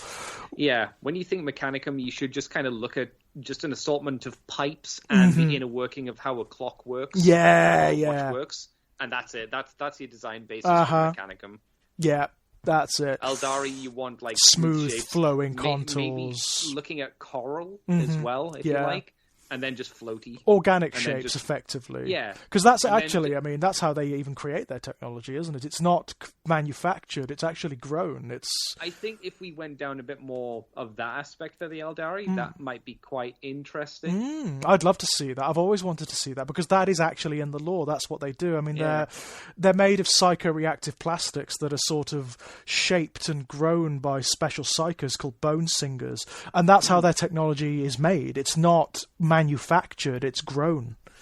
If you textured them like a basic Eldari model, if you textured them like the Arceok Bone Reapers, so it has that kind of like I can like see that. plates, so that sort of like nacreous feeling to it. Yeah. Again, if you look at coral, when you look at coral, it's not like smooth, is it? It's almost like it's corrugated, got lines and ridges, almost like it's not veins, but it's like when you put super glue on your hand and you peel it off and you look at the super glue and it's kind of picked out the ridges on your hand. You kind of want that effect on their armor, because then it would give it more of a grown bone look. I think that would work really, really well. It really would, and help to maybe distinguish them. I mean, the only Eldari that manufacture are, of course, Komara, the Dark Eldar. The Drukhari, they do manufacture their stuff because they don't like psychers.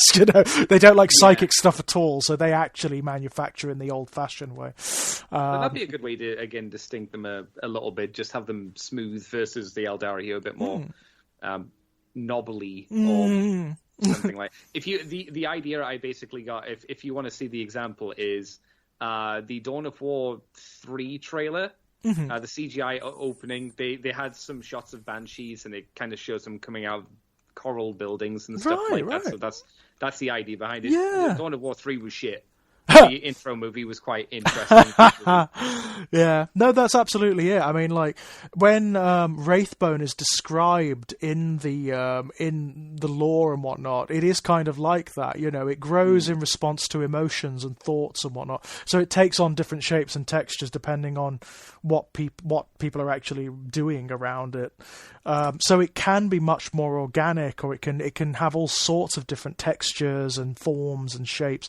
There was a Bonesinger model, not a long while back. There was a Bonesinger model. You couldn't use it as a Bonesinger. There's never been like a Bonesinger unit. It was just like a Farseer you used it as. But what he was doing was he was like riding a wave of shaped Wraithbone. That he was. It was really cool. I think it was like a limited. It was like for a convention or something. Ah, right, okay. But that's like the only time there's ever been like a Bonesinger miniature.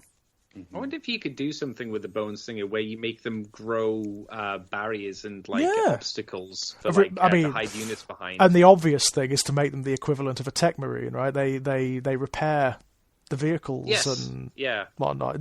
But they use psychic powers to do it, so you have to take a psychic test and they can, heal die 3 wounds on a falcon or something.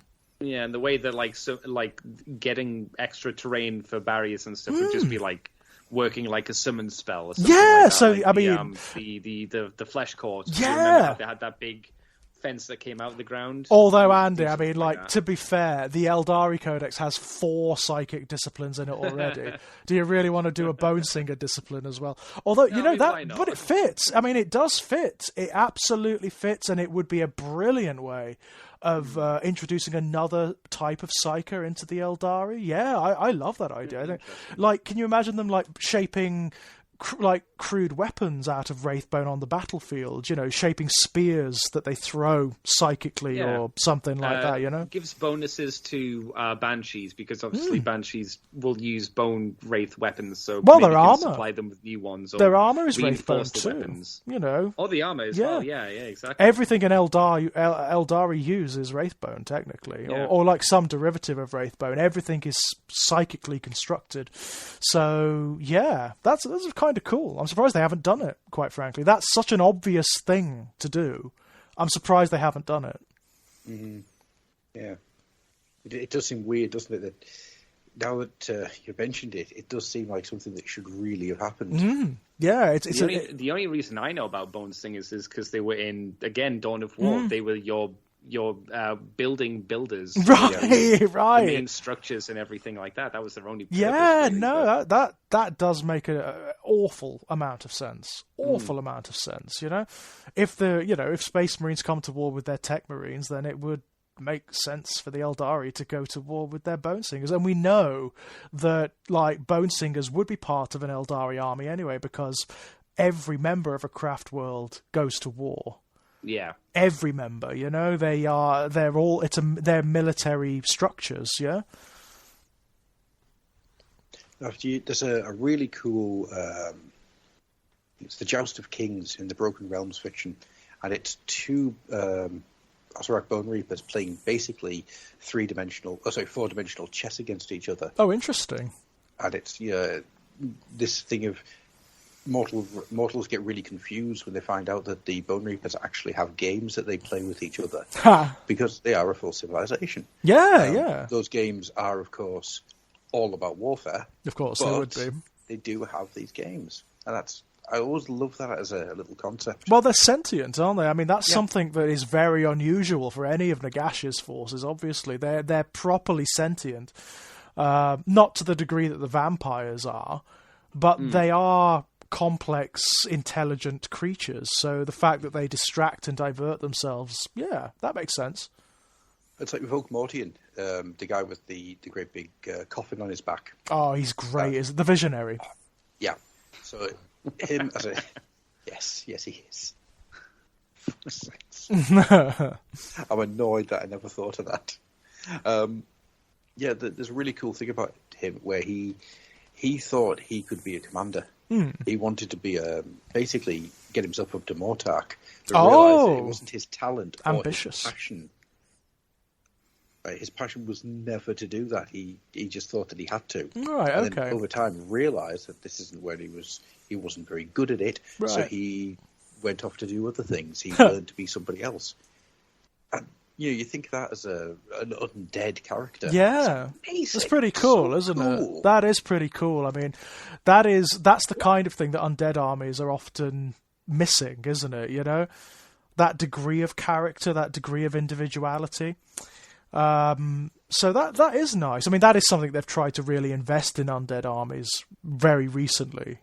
Mm-hmm. You know, with the Night Haunt, again, you've got individual characters going on there. The Ossiarchs, obviously, but the vampires are a big one. Even your normal skeleton armies have got more character than they used to. Like the White Kings are not now just subservient to necromancers or vampires; they are their own entities. Absolutely, and they rule over like charnel kingdoms of undead warriors and whatnot. It's cool. As we've said many, many a time, the ghouls, the flesh-eater courts, are probably the most fascinating part of the undead now. Oh, they're another one that need a bit of a push, aren't they? They need a complete overhaul because once again, there is a massive disconnect between what they are. It's the same as the Seraphon. There's a massive disconnect between what they look like on the table and what their background is. And what their background is, what they actually are, Definitely. It's a shame. It's a massive shame. It's even worse when you get like the new miniatures, which are so bloody good and characterful, like Lord Croak and whatnot, which looks so different from everything else in the army, Everything else still looks like, chunky dinosaur people. Yeah, right. Then you got. I'm still in awe. Floating around on its ethereal. Yeah, I'm still in awe of that. Honestly, that miniature is just awe-inspiring every time I see it. It's one that I keep wanting to get hold of just to paint. Yeah. Yeah, I just want to paint it. And construct the damn thing, Yeah. I do like the fact that Lord Croak has lived long enough to die again, and is back to where he was. Yeah, basically, he's just doing the same thing over and over and over. He's a beast as well, isn't he? Oh yeah, the stuff he can do, Jesus. You get down the frickin' battlefield, and oof, Jesus Christ. There are not many like Izzy Wizzy characters that can out magic Nagash and or Teclis, but he's about there, isn't he? Yeah, absolutely, he is. Absolutely. So we're going to start drawing to a close. Mm-hmm. But before we do, there's something I wanted to try out. Okay. Oh, no. Note of fear there. Just because people mentioned speculation so much recently, I thought it'd be quite fun to just throw a little idea out there, a little question, just to end the episode with. And that is, how do you make Kragnos a viable threat? Yeah. Because Kragnos has appeared and gone away again. Yeah. Has he? Oh, no. Mm-hmm. Well, he was had such a big entrance. You two were so happy with his entrance into the world. Yep, and he's done nothing since. Yeah, He was teleported away by Morathai, wasn't he? And then he hasn't done a damn thing. He hasn't been back since. He's been busy with the illusionary dragons that she created. Maybe. But yeah, he's sort of like he's gone, hasn't he? They've just sort of like shunted him aside a little bit. They got him there. They almost destroyed Excelsis, which is such an amazing thing, like absolutely brilliant. Well, the amount of people who've tried and have failed. There's another really cool story actually in the Broken Realms, which was called Sacrifice, I think it was. Or no, it wasn't. That was the one with the Stormcast. Come on, brain! Come on, brain! Come on, brain! Come on, brain! No, brain's not going to give it to me. No. That's very upsetting. Very, very upsetting. But anyhow, it's basically during the fight for Excelsis when everyone's coming at it, and all these premonitions. It's called. That's the one. If you ever want to go and read it, it will be coming up on the YouTube channel when I get around to editing all the rest of the Broken Realm stories that are recorded. So it's basically, whilst Earth and tapping all the orcs and the gargants are smacking against Excelsis, a Chaos Cultists are coming around the back. As they do. Now, if you remember, nowhere in any of the stories has it mentioned a Chaos Cultist attack on Excelsis. That's because a little skink turns up and tells them how to bypass it. So because they bypassed it, this Chaos Cult doesn't do attack, and that's why Excelsis didn't fall to Kragnos. And it's a really cool story. It's just like how close Excelsis actually came to falling. Yeah. I really liked it. Yeah, it was quite fun. Well, at that point, there were like multiple factions all in Excelsis. I mean, Sinessa and Dexessa had turned up. They'd emerged from their mirrors with their Hedonites. There were the Caradron were there. Everyone was knocking about, weren't they? Yeah, the Caradron with, an actual god. An actual dwarven god. Baelacor was there. I mean, geez. It was so good. I'm surprised the city just didn't explode from like the sheer amount of metaphysical energy that was concentrated there. I was going to say from the sheer amount of awesome that was well, and that too. I mean, my God. So there you go. There's your question. How do you bring Kragnos back to make him a viable threat again? Because he has just buggered off. Yeah, it's a tricky one. Andy, any ideas? You give him big cow udders and it scares people. If he comes back... With that answer, I cannot wait to the fact we get back to Twitch and we can start rolling up really shitty characters again. I mean, if he comes back, they're going to have to...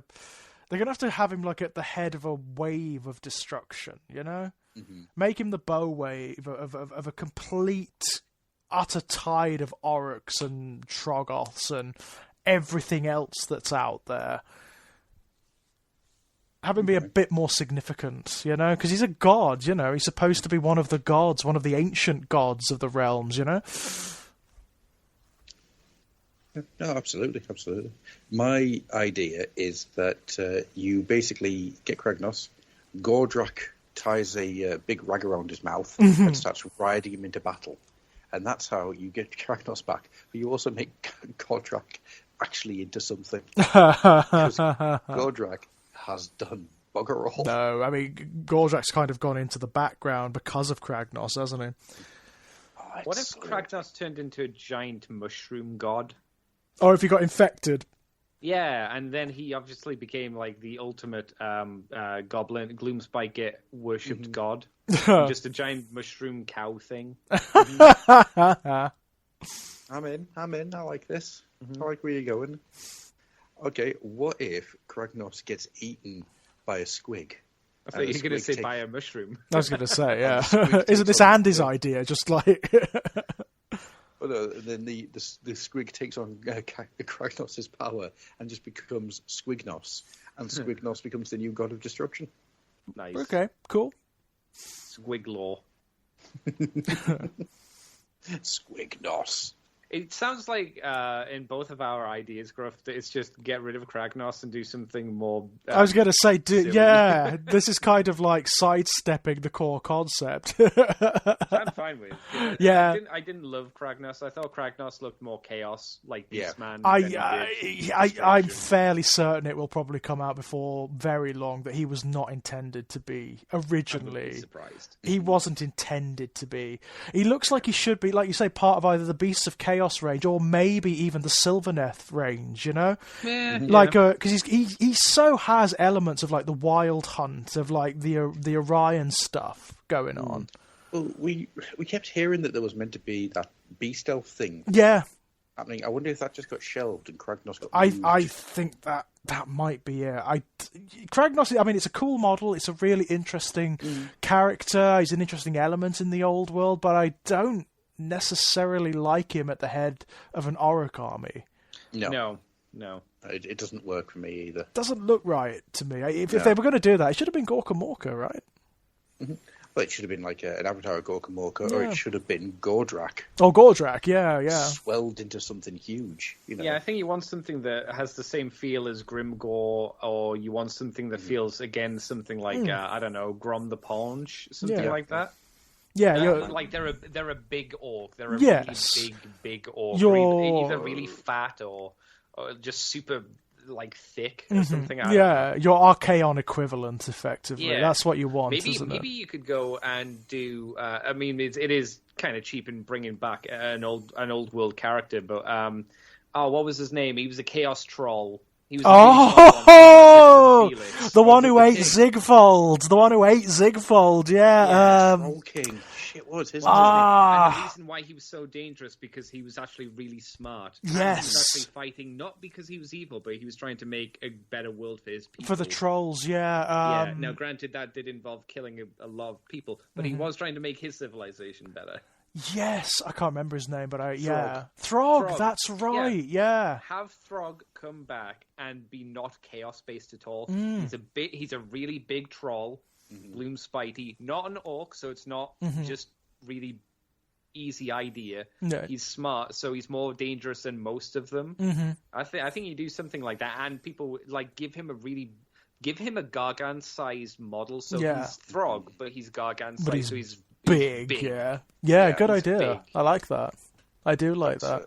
And you can make you can make him elementally as well and say that Throg was rebirthed through the land, so his teeth are that of bones or that of the wood. Or it happened to Zigfold, like doesn't it? So why not? You know, it's happened to a fair few characters these days, doesn't it? So why not?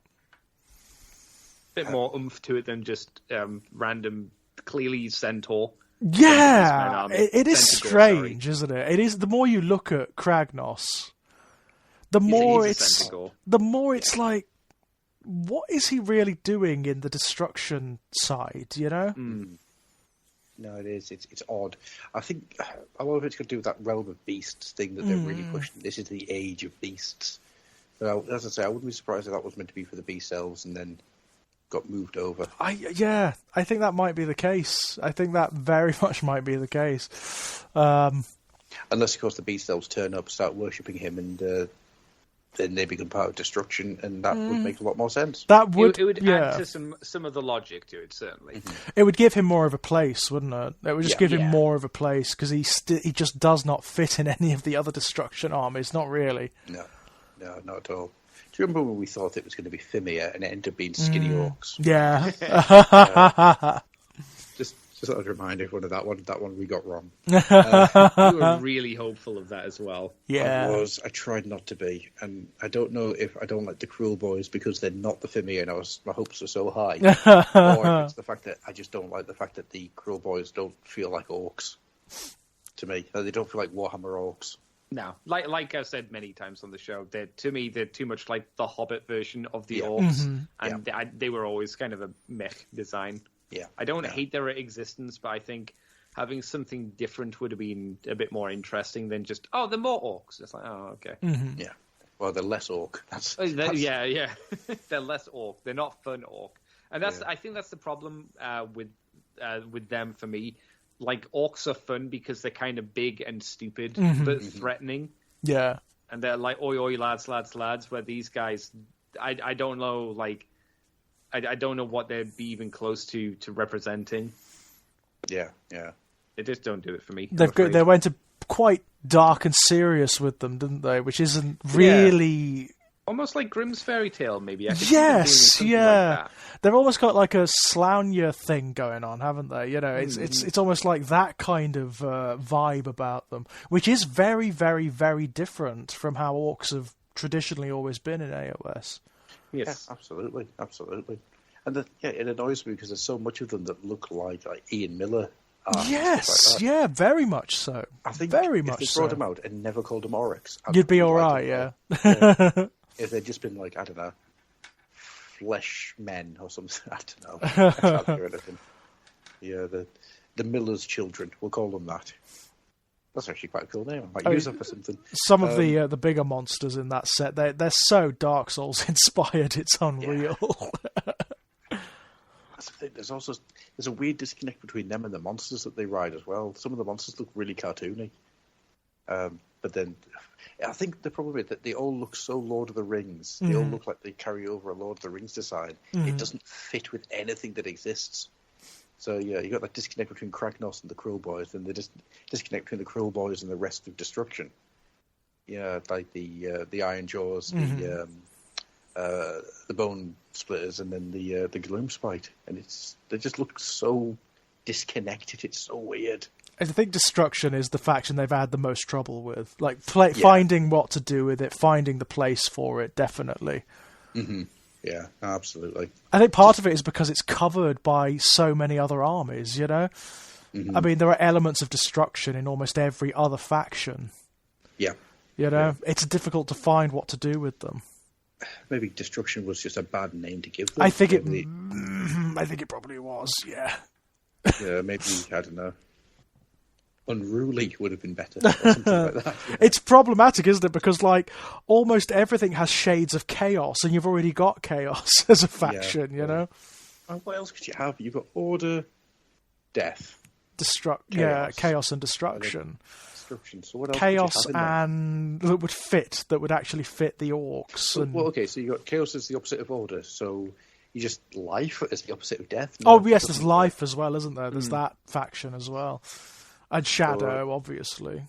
I mean, maybe just Beasts would have been a better idea. Beasts might have been it, like the Wild, you know, or something Wild. like that. Yeah, the Wild would have been, or the Elemental, or something like that. I like that. Order, Chaos, Death, Wild. Yeah. No, that works for me. That would have been a much better way of doing it, because that opens up a lot more concepts within the word. Mm-hmm. Anyhow, I've just realised the time. And yes, yeah. Late. So we're going to start drawing this to a close. We'll begin with the Wheel of Misfortune. Oh, no. Andy, at once you must eat these 4,000 tins of beans, but also tell us where people can find you. You can find me on Twitter and Twitch and YouTube as Decade Andy, as in the corpse, not the decade. And I'm also on the Moonbase. I have to make that distinction because people have gone looking for the wrong Decade Andy. Really? I was another. Oh, right, okay. Nicole did at least. Nicole made the mistake of going for the wrong one. Like, so, okay, no, decayed, as in like rotted. Decayed Yes. Andy is a zombie. Look. That's right. I'm dead. I'm a husk of a person. And you can find me on the Moonbase 2 podcast, where me and my buddy Mikey talk about Transformers each and every week. Easy to find, just Moonbase 2 Transformers podcast. You'll find us. Mm-hmm. Excellent. So now we spin the Wheel of Misfortune once again.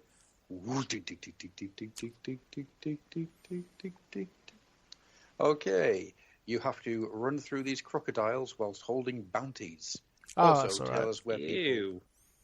I was going to say, I could deal with the crocodiles. I'm not so hot on the bounties. Can't it be a different chocolate bar? The worst thing that has been made. I love it. No, I would, right, yeah. No, I would definitely prefer a different chocolate bar. Crocodile's fine, I could deal with that, but I would definitely prefer a different chocolate bar, if possible. It's the Wheel of Misfortune. It's not the Wheel of Slight Aggravation. Oh, right, okay. It's more than slight. You said 2 bounty bars as well, not even just 1, but 2. Yeah. Wheel of Misfortune. It knows all. It will give you your punishments. And bounty. Don't anger the Wheel of Misfortune, Andy. It'll spin again for you. Beans. I must have more beans, it says. I'll definitely have the beans. That's fine. I definitely have beans over bounty. definitely. Yeah, same. Oh Jesus. God, beans over bounty. That's a horrible meal. That's a horrible thought, isn't it? What an awful the beans would concept. melt the chocolate. Open up the coconut inside. Oh, that's your concern, the fact that beans would melt the chocolate.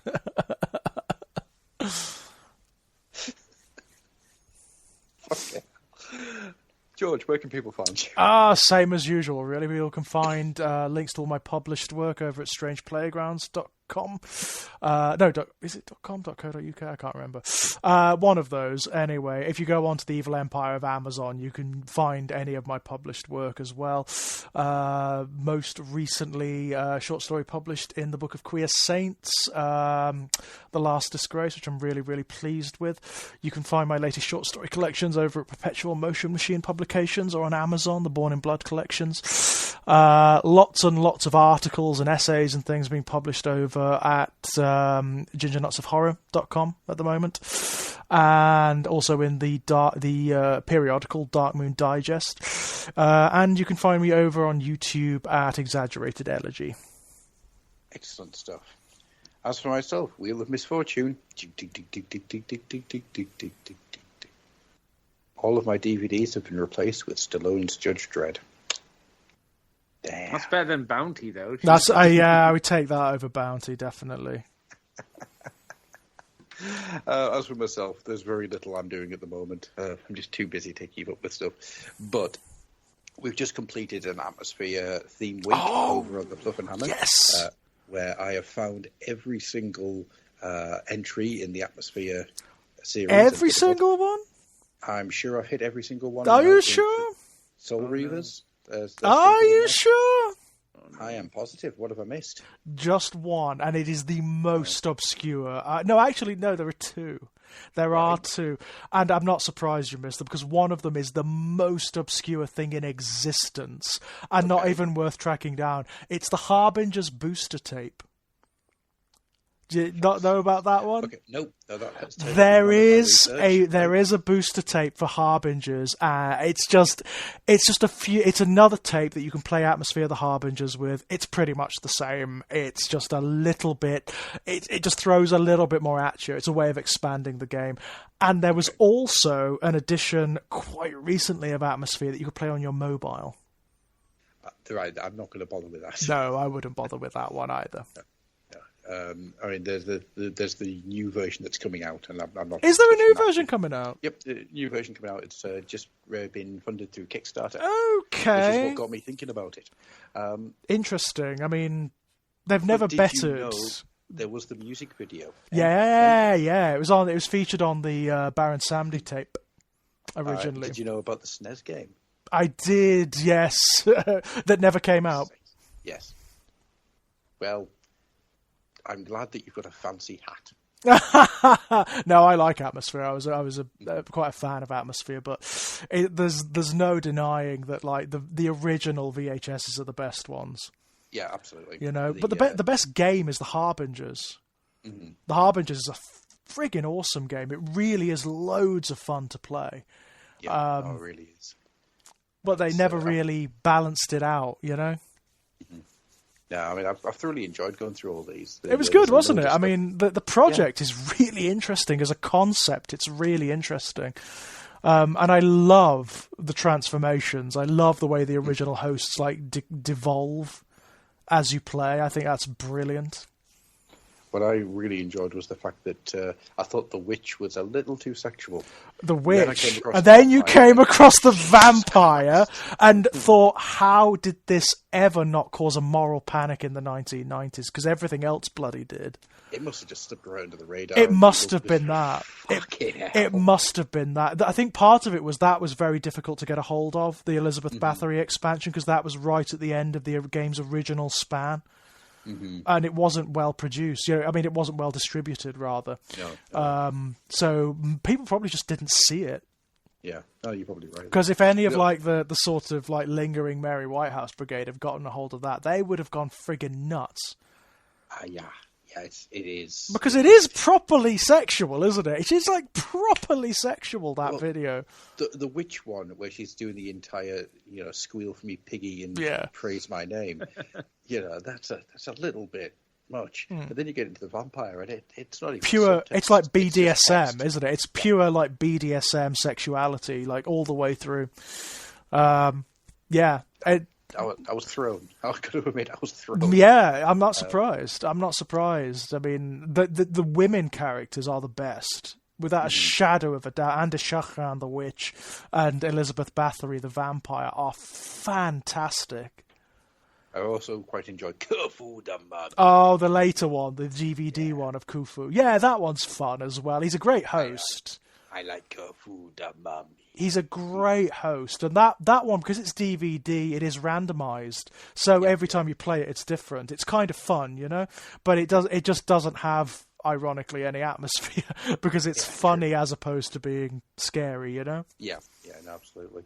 It also might amuse you to know that I have Dragon Strike ready to go out. Oh this week, my god! just to finish the thing. Great game. Terrible video. Terrible video. Woof. Yeah. Woof. It's so bad.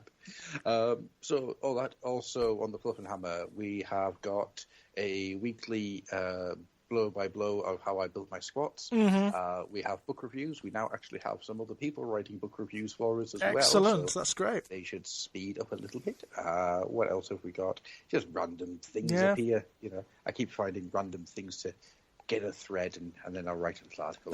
That's what I do with Fluffenhammer adjacent for the most part. It's like, this idea occurred to me. I was having this argument with myself earlier.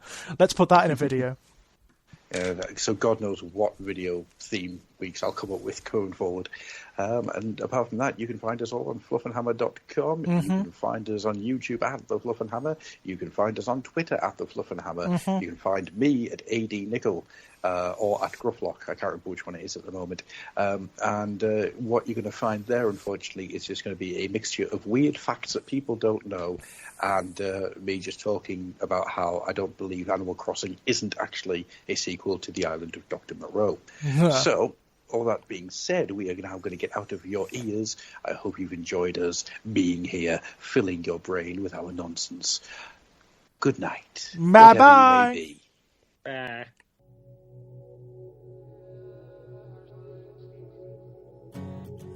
Blame you for the moonlit nights and the dream that died with the eagle's flight.